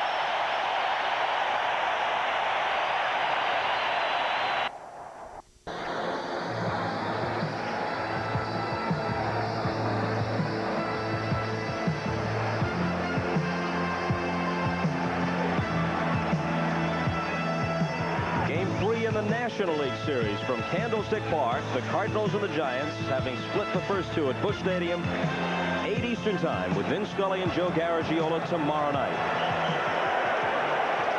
Tony, I'd ask you if you've ever seen a team as good at home as the Minnesota Twins, but I know the answer. 61 Yankees? You bet. You were a member of that 61 Yankee team, which was, get this, 65 and 16 at Yankee Stadium. Brookins against Blyleven. It's interesting, Bob. Yesterday, some people speculated why Tom Kelly let Viola pitch to travel. Well, he's got Reardon down. It is a 7-game series, and those that question him are really kind of foolish. You don't want to burn Reardon out. It might be 7 games. You've got a lot of pitchers, and Blyleven's thrown a lot of pitches. You may want to use him for 2 innings. So yesterday in that situation, Kelly wanted to hold back as long as he could on Reardon for today, and maybe push him longer today because there's an off day. So there was no reason to second guess because Viola handled the right-hand hitters pretty well yesterday. If you can't second guess, what fun is baseball? Where's Viola? That one just missed. Well, first of all, Kelly tells us that Reardon is available for an inning, maybe an inning and a third tonight. And we'll explain his thinking last night after this pitch, which Brookins hits in the air to center. Puckett glides over. One out of the top half of the fifth. Beginning that eighth inning with a left-handed hitter, Gibson, for sure Viola was going to work to him. If he had retired him, he was going to take him out right then and bring in Reardon. But when Gibson, who can run, reached base, he decided he'd rather have the left-hander Viola to hold him on rather than Reardon with the high leg kick and a right-handed pitcher. Skied down the right side. Hrbek very good at going back on those pop-ups.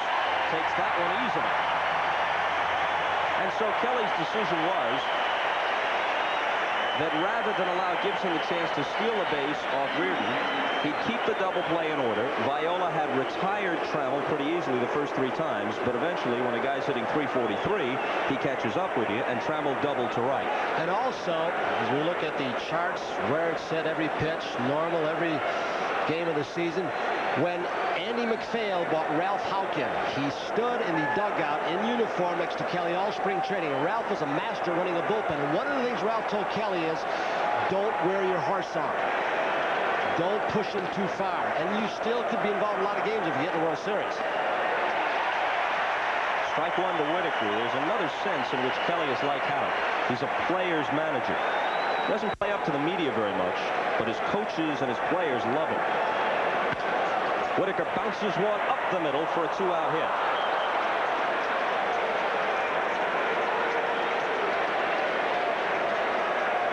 Lombardozzi, the second baseman, on a breaking ball sign, a curveball, leaning a little bit to the left.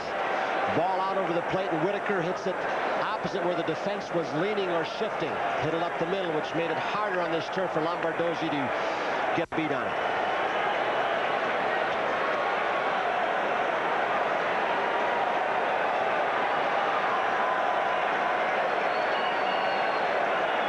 Evans is struck out and singled.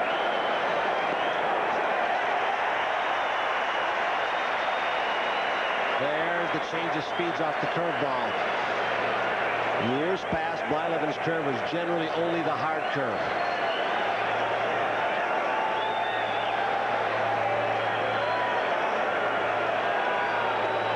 A softer curve, ball one.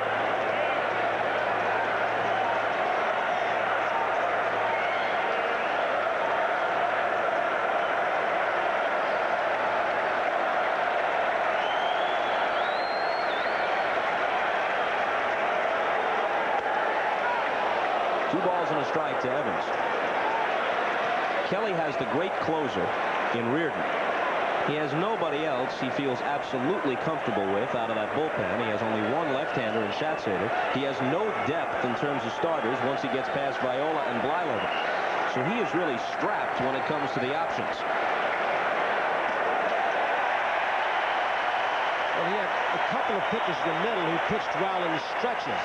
We found out about Keith Atherton, the right-hander. If you don't use him too much once and then give him 2 days rest, he'll do okay. He had Berenguer, who's come up with a forkball, who at times is effective against left-handed hitters. But he's going to push Blyleven as long as he can to try and get to Reardon again. What was it Reggie said this year about a lack of personnel?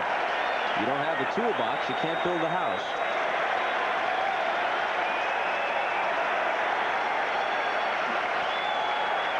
The 2-2 pitch. Over Blyleven's head, in comes Gagne, and he makes the tag on Whitaker coming down. No runs a hit, a man is left. To the last of the fifth, 5-2 Twins. Actually, Jack Morris was the losing pitcher for the American League in the All-Star game in this ballpark back in 1985, but he's never lost a game that mattered here. I guess it's just the fact that I've always taken this team serious. I've always wanted to do well here, and the biggest reason of it all is the team's always supported me well here. They've gotten me enough runs to win. They'll have to get him 6 at least if he's going to win tonight. He trails 5-2. That tape piece was done yesterday. Today before the ball game, Mark Belanger of the Players Association met with both ball clubs. Yesterday met with the San Francisco Giants and Cardinals and asked them, because the NABET union is on strike against NBC, asked the players to be in sympathy with them. So Morris did that yesterday, not today. Puckett with a drive to right that sends Sheridan back for a nice catch against the padding. And with the exception of the double he came up with in the 8th inning into the gap in left center, Puckett has gone to the right side every time at bat in this series. And that was pretty much a jam shot. They pitched him inside. He fisted it, but sneaked it through because Gibson said he didn't quite see the ball off the roof, and he might have had it under better conditions. Hrbek's 0 for 2. Hrbek, a local boy. Every so often, Mom gives him some hitting instructions and tells him to be more aggressive.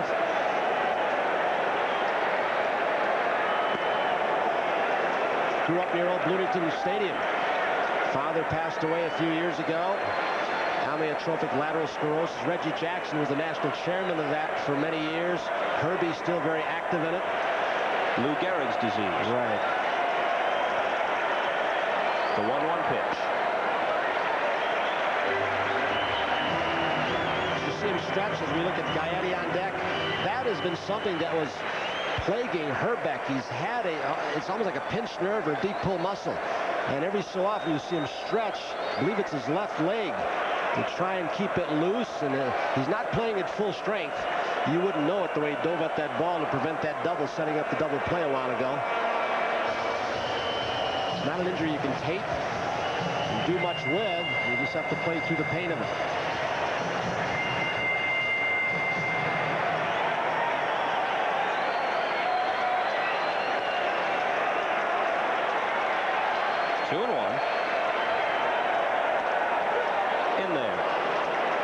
This lead holds up for the Twins. The Tigers will be comforted by two things.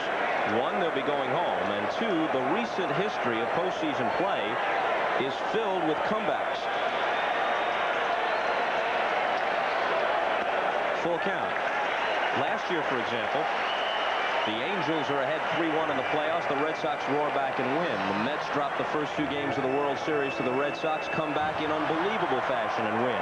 In '85, the Royals are down 3-1 in both the playoffs and World Series, win 3 straight in each case.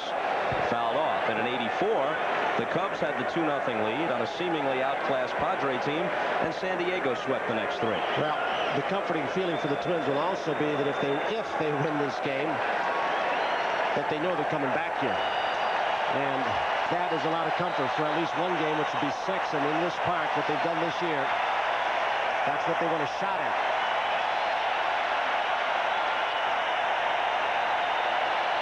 Pitch. Fastball fouled off.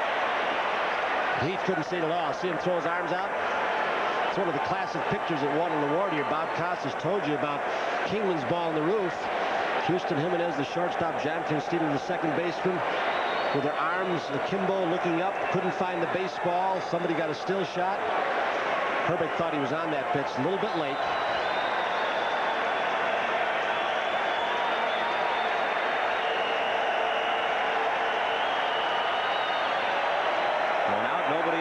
The 5th, and this one is hit to deep left center. This one has got a chance. This one is gone, and we had to wait for the signal, and Hrbek wasn't sure himself, running hard as he approached second base. It's the 6th home run in 2 nights in this series.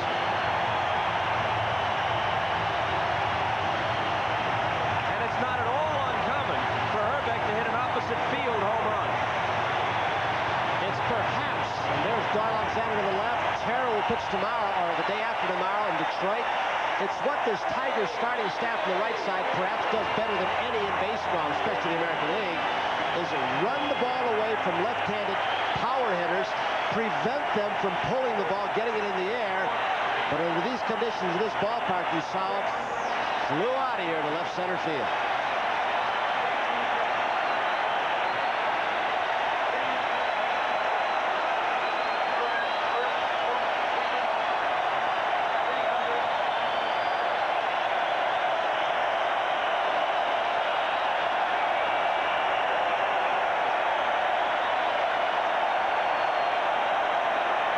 Gets up again in the Tiger pen. Now Sparky's got to make a decision sooner or later. When will I say pull the plug on Morris so I can come back with him with just 3 days rest? If you push him too far, his next start could be affected. Dan Petrie. 6-2 Minnesota, and what a time it would be from the Twins' perspective to hang the first Metrodome loss outside of that All-Star game defeat on Morris.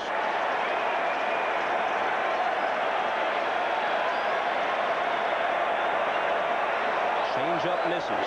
Most of it's been because he cannot get the off-speed stuff over. It's been hard stuff. And these Twins hitters, they are young in age, but they've got a lot of experience. Guy Eddie, Hrbek, Bernansky, they've been around a while, as has Puckett. They're sitting on the hard stuff.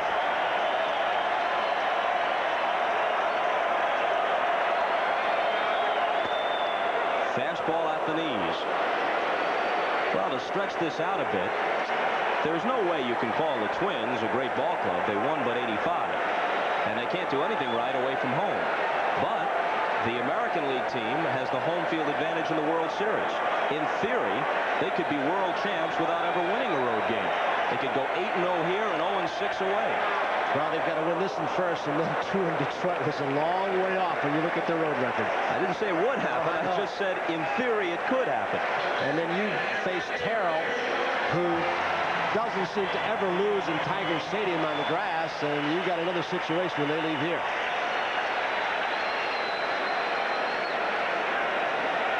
The differences have always been dramatic, and at their most extreme in 1987.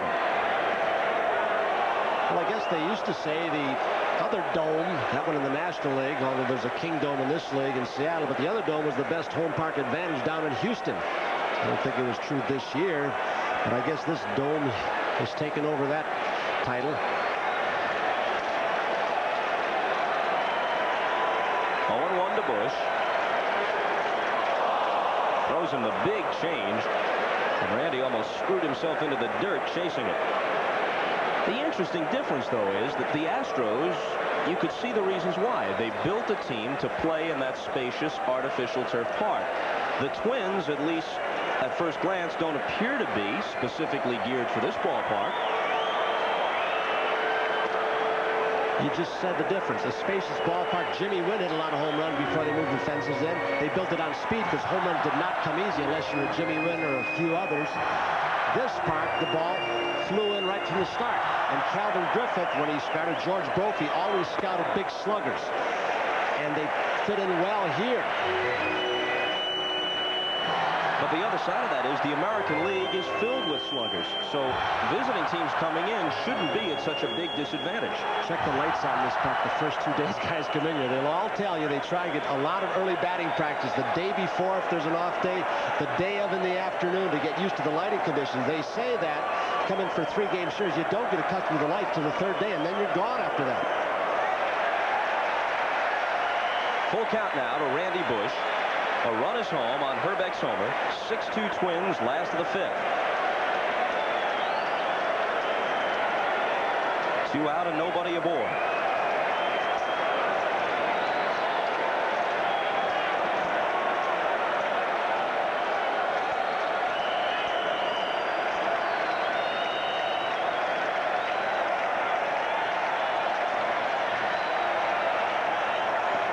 Called strike 3.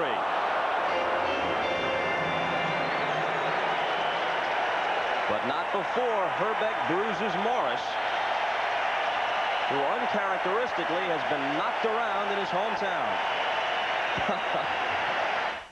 There's an advanced new shape in heavy haulers, the smooth, rounded shape of aerodynamics to cheat the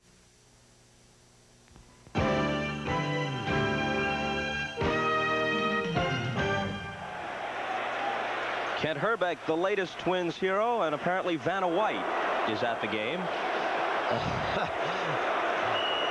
There are going to be a lot of cold feet, Minnesota people tonight. When they go to bed, with all the bed sheets hung out here. But their hearts might be warmed by a 2-game lead in the series. I'll match you bad line for bad line. Gibson traveling notes in the 6th against Blyleven.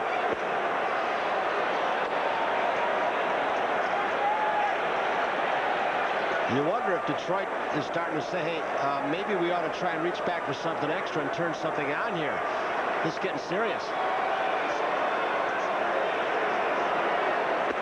And some people said that perhaps after those 7 games, back-to-back weekends against the Toronto Blue Jays, all by 1 run, total runs 25-24, that they would not be able to get up for this series. As difficult as it sounds, emotionally, it is tough.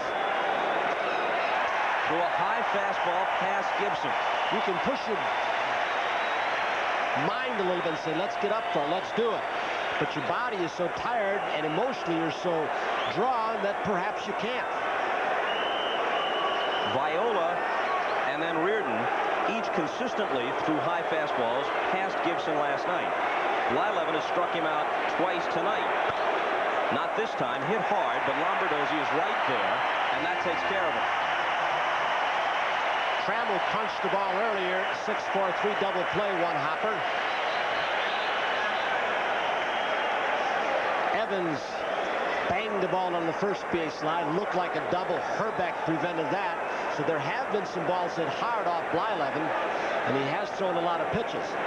But he's got one of those arms and one of those deliveries that he can go on. He's had some high inning totals over the years. He's been over 300 a couple of times in his career for a season. Trammell's 0 for 2. Breaking ball for a strike.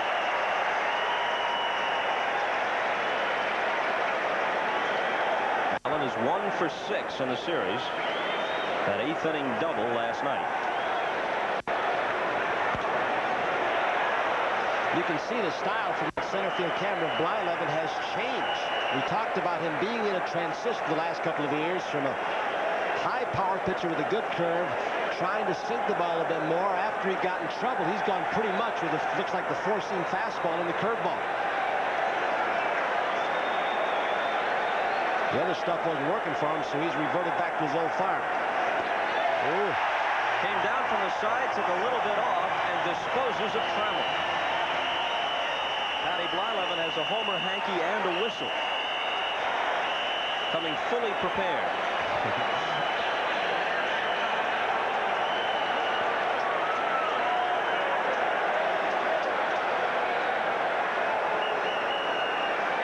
That's 5 strikeouts for Blyleven.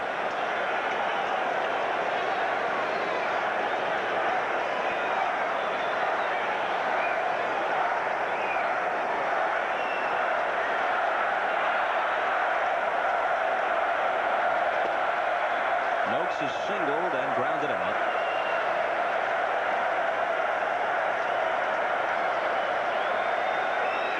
And a chant of Bert. Bert started up, and they couldn't quite sustain it. These people have cheered so much the last couple of nights, they need a breather. 1-1. There he went with that little turned over fastball, outside edge of the plate. All of a sudden, looks like his control's coming around. He's getting a nice rhythm now.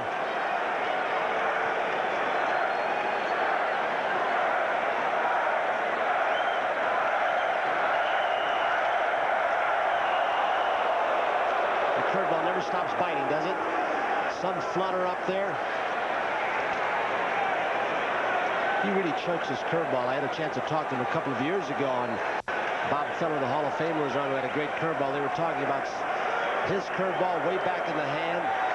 Fellers, Koufax threw it that way with those big, strong hands. Long fingers. 2-2 to Noakes.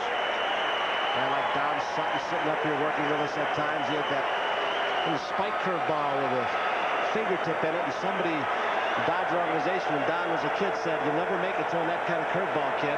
Well, he made it through his 300-plus wins in his career, didn't he? With apologies to ESPN's Chris Berman, who hangs those wacky nicknames on ball players, such as Bert Be Home Blyleven.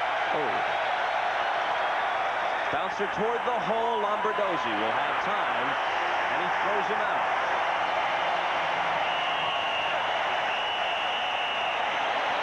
Patty's tweeting, and the Twins are leading. Oh. Good night.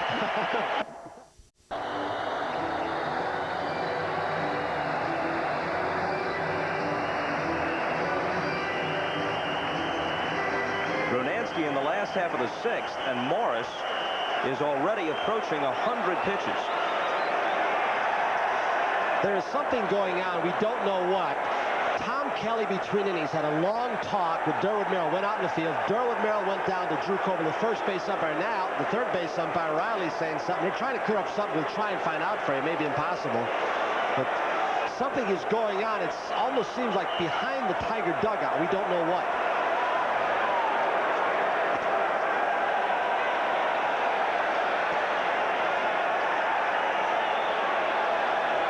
Sign dangling over for some reason, perhaps might affect the ball in play.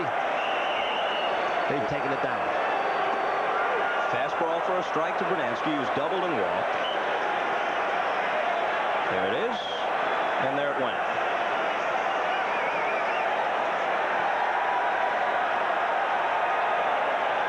And one of the more thrilling replays at that.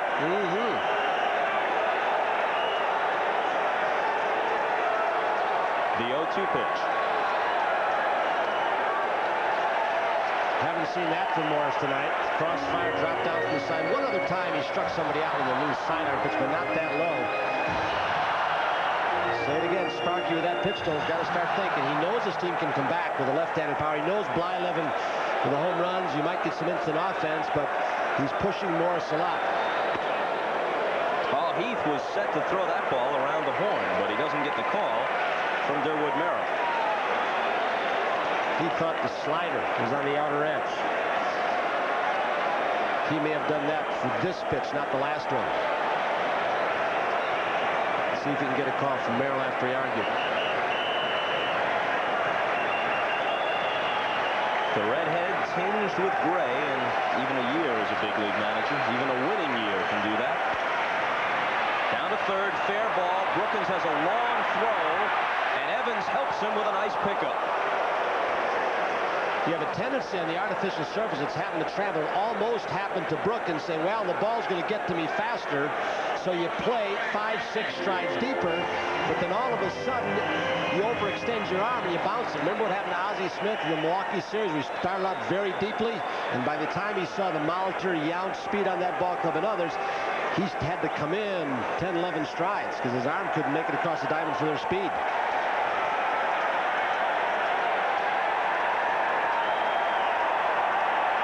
Walked twice. Takes a strike. According to his manager, Gagne is the second best defensive shortstop in the American League after Tony Fernandez, but I can hear the howls of disapproval in Detroit already. They'll have to go some to displace Alan Trammell. Change up, fouled off. The league is loaded with him.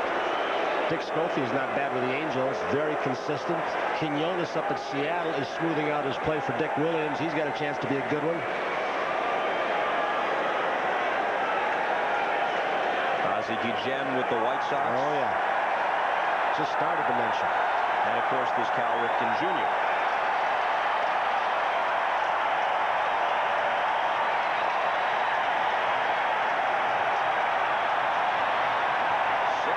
Twins, last of the 6th.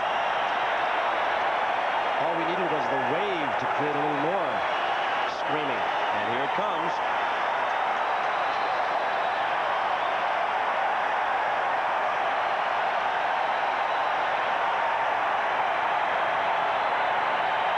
Just where it belongs, in its home stadium.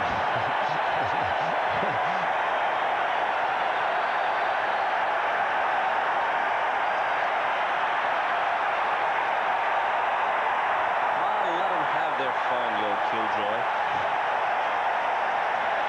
Does belong at a football game, though. On the outside corner, and Merrill punches him out of there.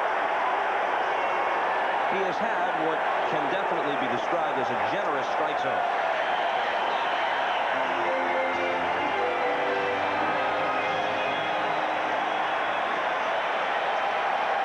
Heath set up on the outer edge. Morris paints the outside corner, and Heath frames it. Isn't baseball jargon getting attractive these days? Ball one to Laudner. Had the 2-run double and then struck out with the bases loaded back in the 4th.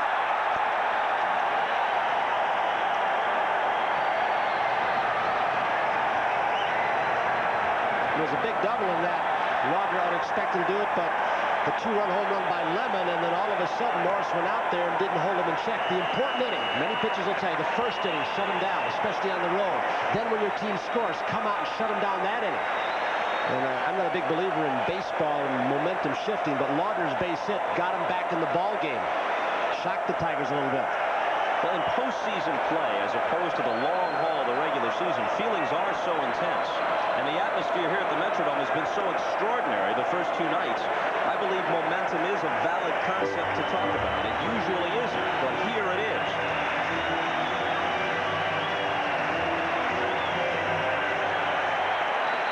Sal Butera and Greg Gagne and Kirby Puckett. 3-0. And a strike. Just playing Kirby Puck to all the kids in the bleachers behind him. I haven't seen a Kirby for governor sign yet out here, have you? They're around. Brunansky is his campaign manager.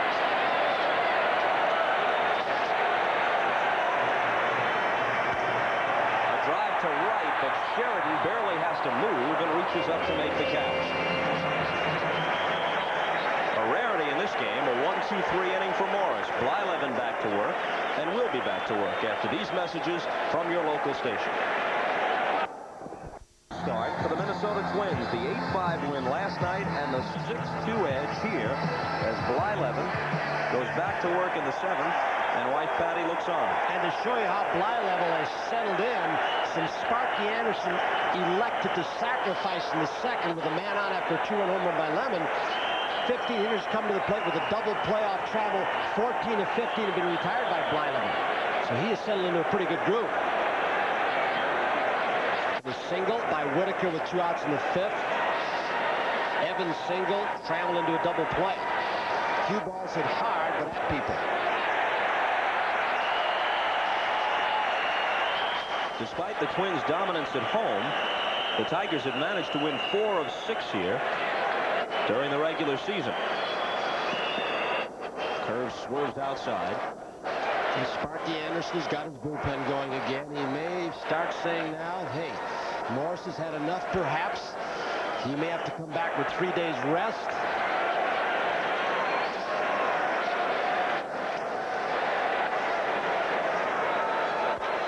A bullet that's foul. If Morris does work on 3 days rest, that would be Monday in Detroit in Game 5. Mark Thurman. Near the end of the season, we don't know if he's coming in to pick up Morris or not. During the end of the season, Sparky said he would be my left-handed closer. The man he's only had faith in has been Mike Henneman in clutch situations. He got burned yesterday.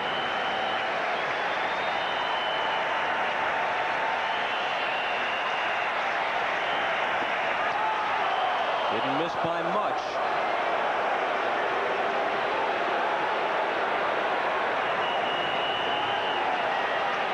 I think Lemon only heard that curveball change directions. He didn't see it. And there's strikeout number 6. And it's Lemon's turn to beat. He rarely says anything. Started way back in the 1st inning.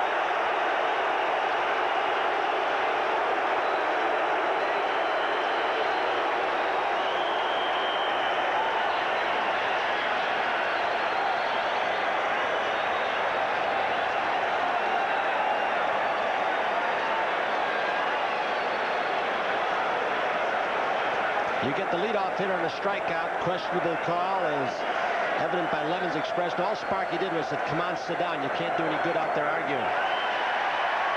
Always more important when you do to the leadoff hitter. When you're behind, that's what Blyleven's trying to go at hard.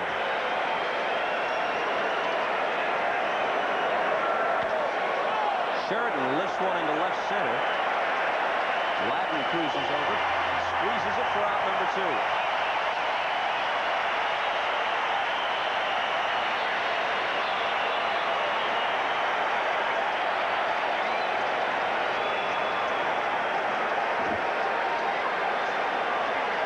Here's the pitch to Lemon.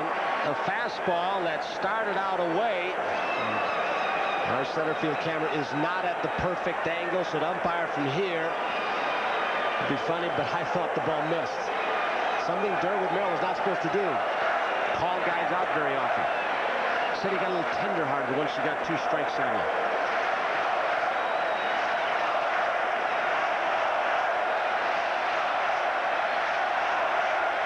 Wilkins hit 13 homers this year, a career high. 1-1. At one time, it was said of Bert Blyleven, if you could stay close to him, and he pitched an awful lot of low-scoring games, just look at his lifetime ERA, you'd beat him because he'd make a bad pitch, hang a curveball. I don't think it's true of him over the last, I don't know how many years, when he had outstanding postseason play performances. He was just in an awful lot of close games in his career. Grounded toward Gagnon. And the Tigers go in order in the 7th.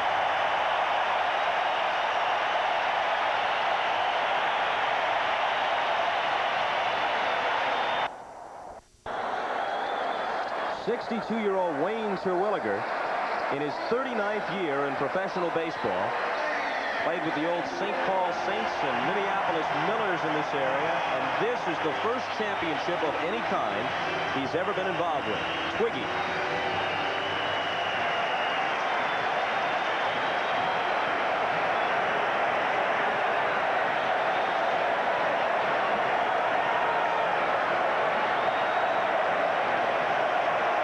Gladden, Lombardozzi, and Puckett in the last half of the 7th. 6-2 Twins. Fastball fouled off.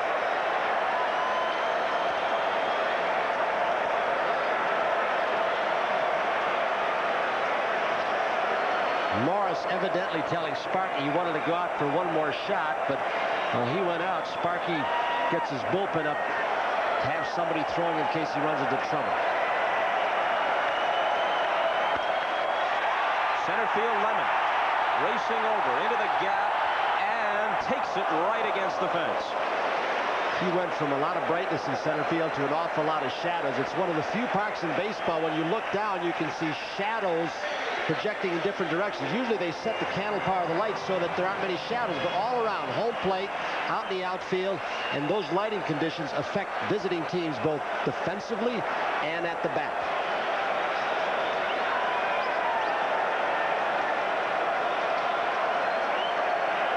Lombardozzi 0 for 3. And a strike to him. For viewers out on the West Coast following the ball game, it's the Cosby Show. And later tonight, following your local news, come home to NBC as Johnny welcomes John Larroquette, Kenny G, and supermodel Paulina Portsikova. And then it's late night with David Letterman. Probably the severest critics of this park are Billy Martin and then George Steinbrenner. Sent terrible letters to the management here into the league. And I've often wondered with these lighting conditions, Bob, why they don't file a formal complaint, and all the teams complain, make the league check the lights and get them up to standards, if in fact they are below standards. We don't know that. But there's so much complaining.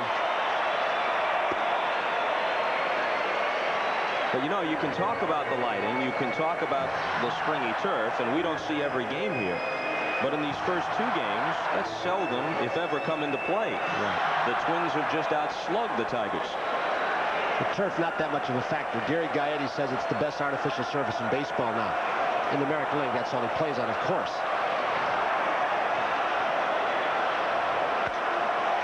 Fastball is hit well to center, but Lemon has room enough and makes his second put out of the inning. Let's pause briefly for station identification. This is the NBC television network. This is WCMH TV4, Columbus, Ohio. Bob Costas and Tony Hrbek at the Metrodome. The Twins, big underdogs in this series, on the verge, as Kirby Puckett settles into the batter's box, of going up 2-0 against the mighty Tigers, who won more games than any team in baseball.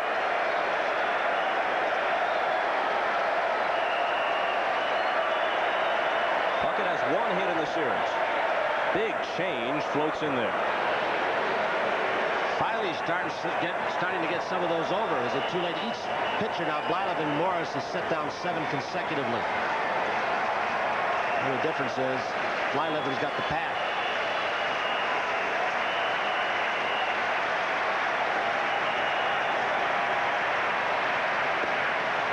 Swing and a miss, 0-2.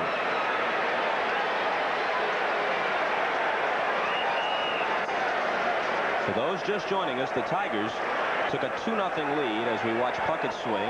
A little bit of Mel Ott as he lifts the front leg. That was done to help generate more power by Tony Oliva a couple of years ago. With those 4 home runs over 2 seasons, and now he's crushing the ball much better. Lays off that one. Tigers took the 2-0 lead on Chet Lemon's homer off Bert Blyleven in the top half of the second, but the Twins roared back with 3 doubles in the midst of a 3-run rally in the bottom half. Added 2 more in the 4th and another in the 5th on a Hrbek home run.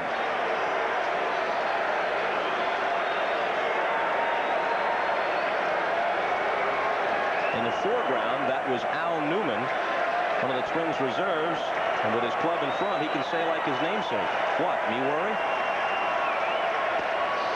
Goodbye, Kirby Puckett. Small consolation for Morris, however. We go to the 8th. 6-2 Twins.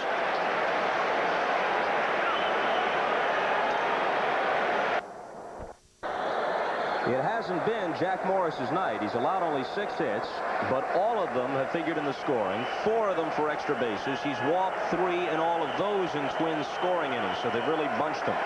The sign in reference to the negotiations during the offseason that might have brought Morris to the Twins as a free agent.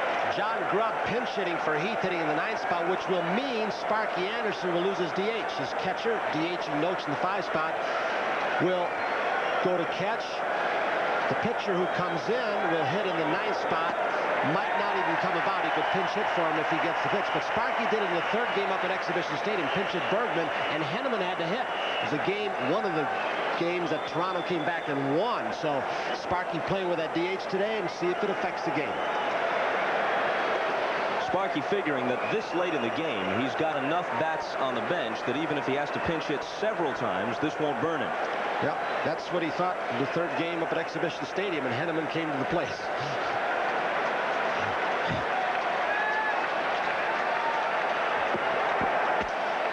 Broken bat, Gaetti goes to one knee, hustles up, and Hrbek with an extraordinary play. Both ends.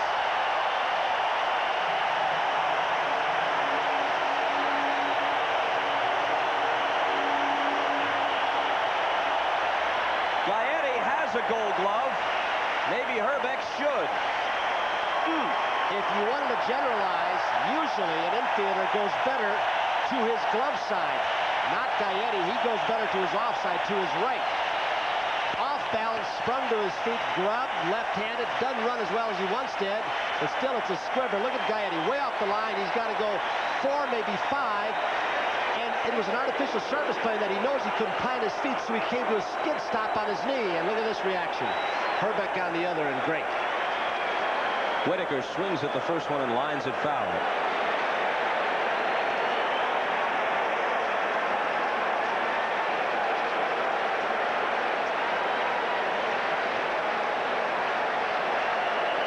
Are they putting on a show tonight and last night for the hometown folks?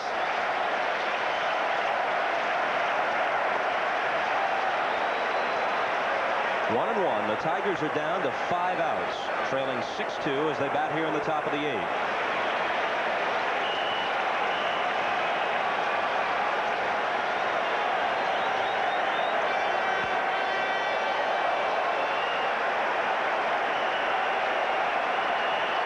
I don't think you could have found many objective baseball men who wouldn't say before this game that the deck was stacked in favor of the Tigers. With Morris going and with all their left-handed power against Blyleven. That one balancing factor that we've mentioned, and you started off last night telecast with it, the extraordinary home record the team can balance it in the Twins' favor, and it has done it all year long, no matter what the other factors are.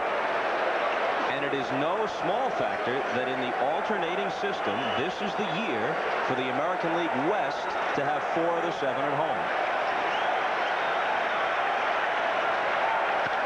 Here's a long drive off Whitaker's bat. Brunansky turns, but this one is up over the canvas and against those rolled up bleachers for a home run.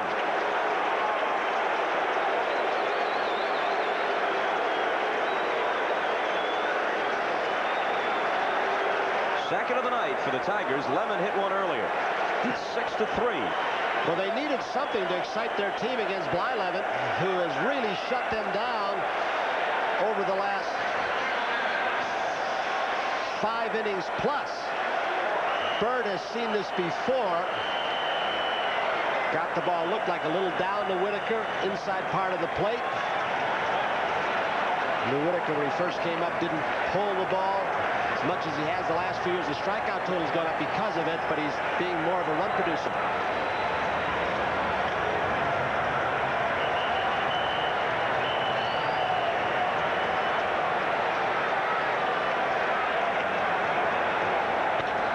And Evans smacks one for a hit. Brunansky quickly toward the line, going to hold this to a single. With Evans' lack of speed and the game situation coming into play. Very quickly popping out of the bullpen. He's only had a few throws.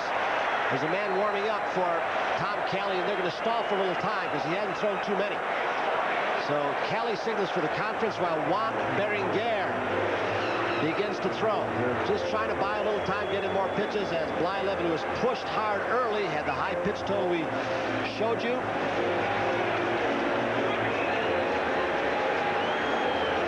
Kelly perhaps going to stall for a little more time.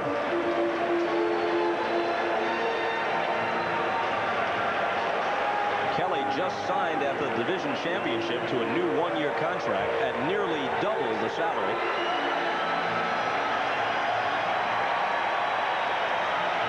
I haven't seen the signal. What Kelly was doing was looking over his shoulder to get a verbal sign from Dick Stalmazik, the bullpen coach, whether he's ready or not.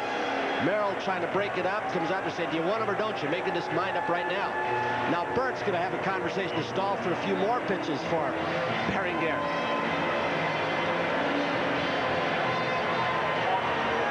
He might have felt he was a little slow to hook his starter last night, letting Viola go and work to an extra man. Berenguer and Reardon now up. Reardon's only had 5 or 6 soft tosses. And he's not going to waste as much time tonight.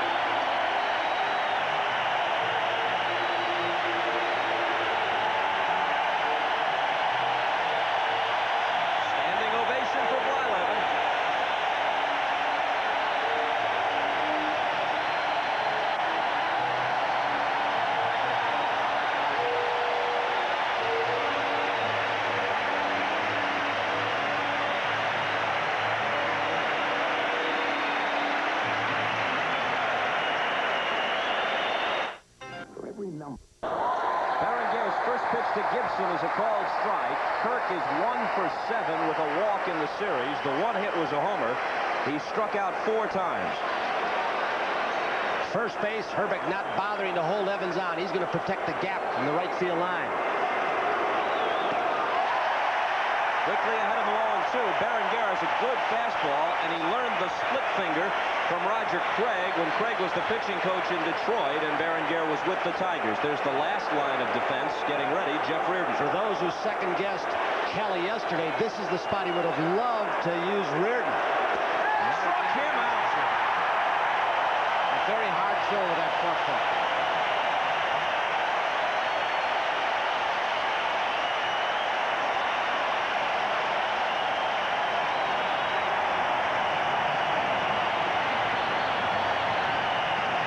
Berenguer strikes out about 1 per inning pitch. He also walks a lot. His strikeout to walk ratio about 2 to 1, not good. But if he walks somebody, he's got that overpowering fastball and the forkball to strike guys out.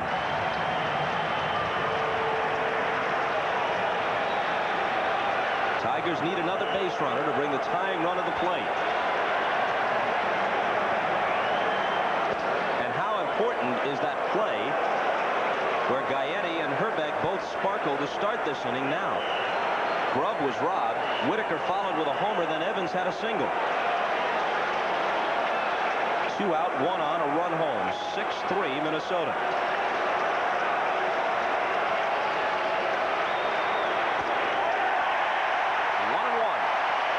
I had a chance to see Berenguer as a a 17-year-old kid in an A-League in Wausau, Wisconsin, the Midwest League years ago. Sparky had him for a while, and if ever a kid threw 100 miles an hour, it was Berenguer, even at that age. But he had terrible control problems. It bounces away from Laudner, but not far enough for Evans to advance.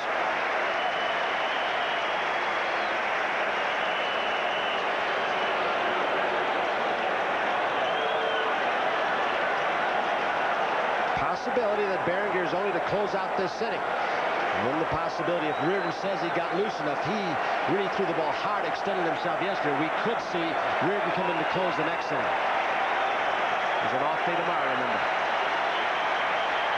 The 2-1 pitch. A big chopper over the mound. Lombardozzi is right on the bag as he fields it.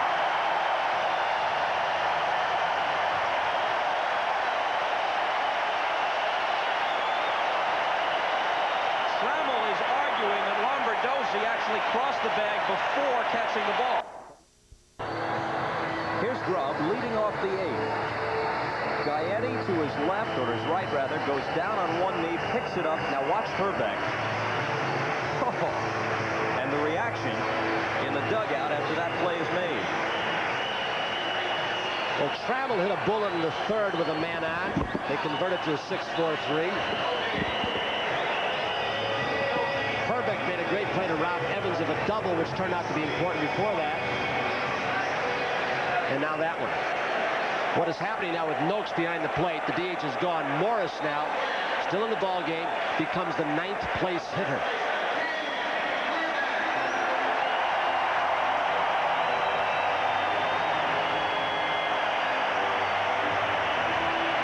And Morris labors on into the last half of the 8th.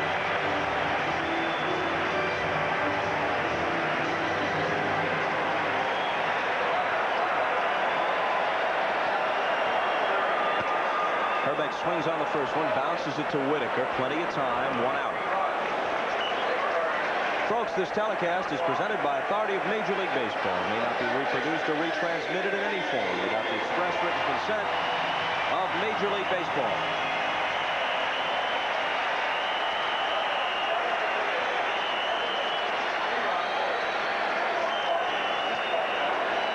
Gaetti, last night's hero, with 2 home runs. He did not hit a home run tonight, despite what the graphic said. He has doubled and then been retired his next 2 times. Changeup is walloped down the left field line. Foul. Wow, Morris's reaction was something. Body English and hand and glove trying to push her foul. It was too far inside. Again, the forkball getting him in trouble. To hit it hard, Gaetti had to pull it foul. If he tries to steer it fair, he jams himself. Look at the quick bat. He has appeared a good part of these first 2 games to be looking away, hitting the other way, so they tried to come inside. I believe that was a forkball. It just hung up there, and look at Morris. Well, he's still got a sense of humor, despite the 6-3 deficit.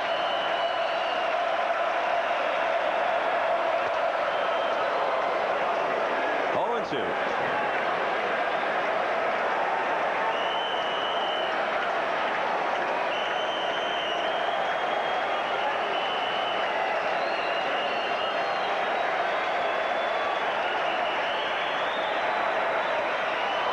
The bat, but the ball's in Noakes' glove, and that's 7 strikeouts for Morris.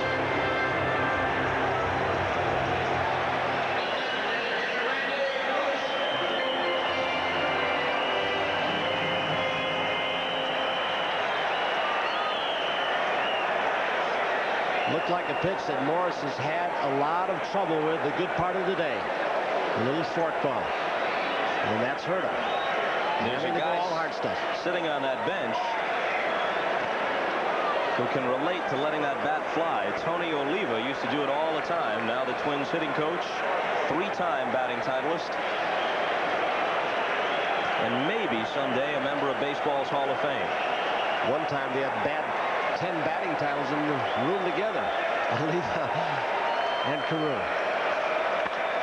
This ball's well hit by Bush, but actually he got it off the end of the bat. And in comes Sheridan to make the catch. So last licks for the Tigers. It'll be Noakes, Lemon, and Sheridan. Morris waiting waving to some family members up in the stands, but it wasn't his night.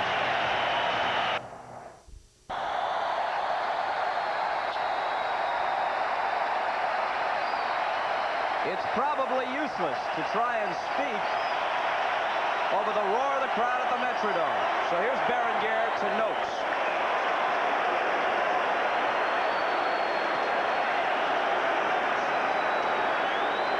Reardon was up last inning, and then he sat back down. Atherton and shots at him through. It appeared that he couldn't get loose, but he's up again. So he maybe has said, I'll try it again, and he's popping some balls pretty good down there in case Berenguer gets in trouble.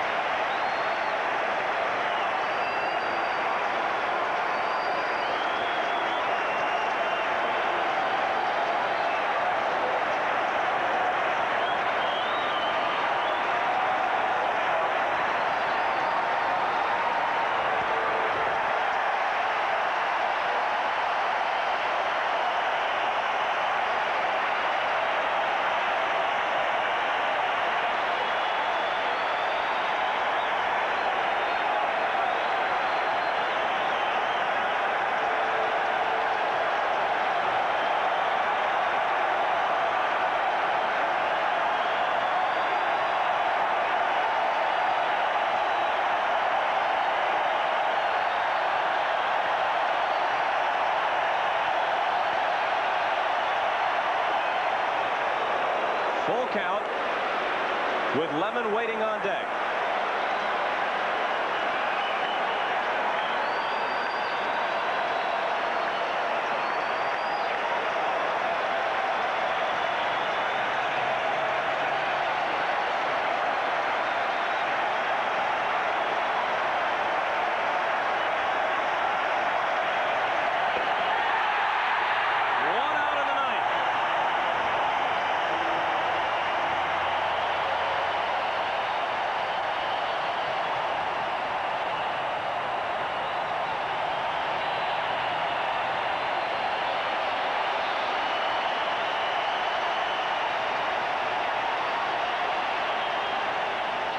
He is just pumping some major league gas.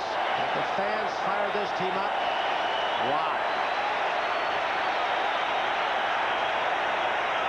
On the slow gun, it's called the Decatur gun, which registers 3 to 5 miles per hour slower than the other. It's the accurate gun. He's at 93 on the last pitch. Now, if he's on the faster gun, he's up near 98.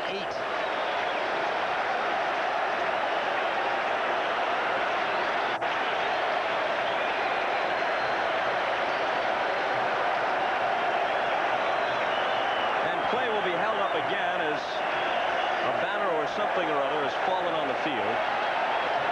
Almost every manager that Juan Berenguer has pitched for has felt that if he could harness his remarkable stuff, he can blow hitters away left and right.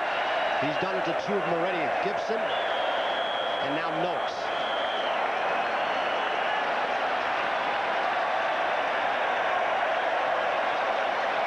Strikeout victim on a disputed call as last time. Strike one on the fastball inside.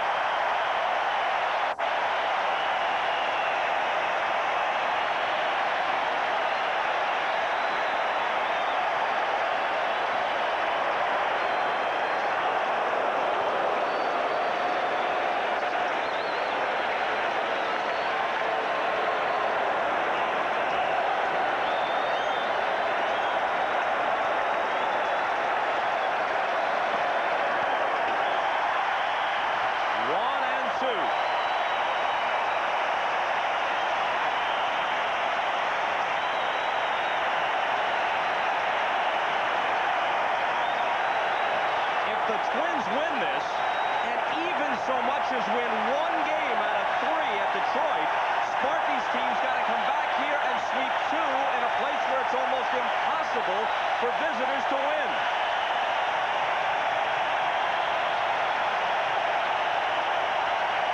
And he knows it. 2 out.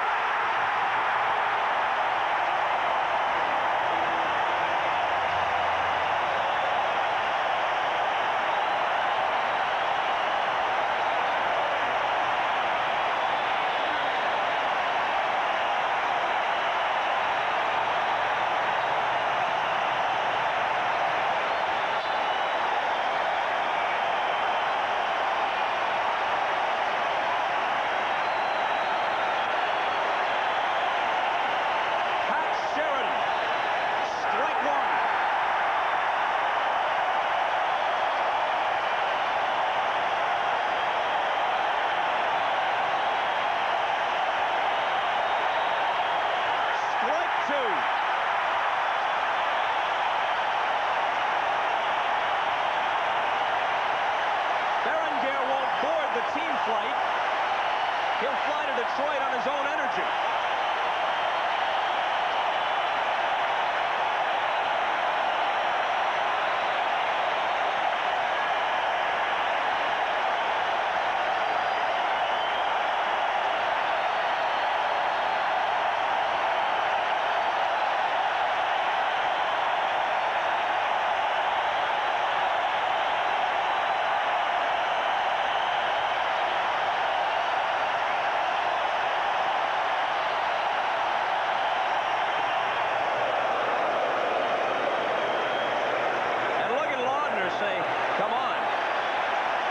Settle down a little. You overthrew that one.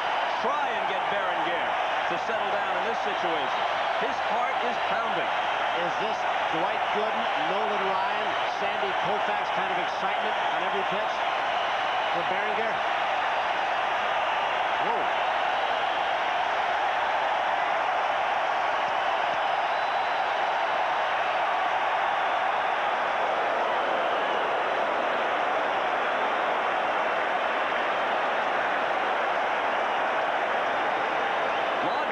Talk, and Berenguer says, yeah, give me the ball.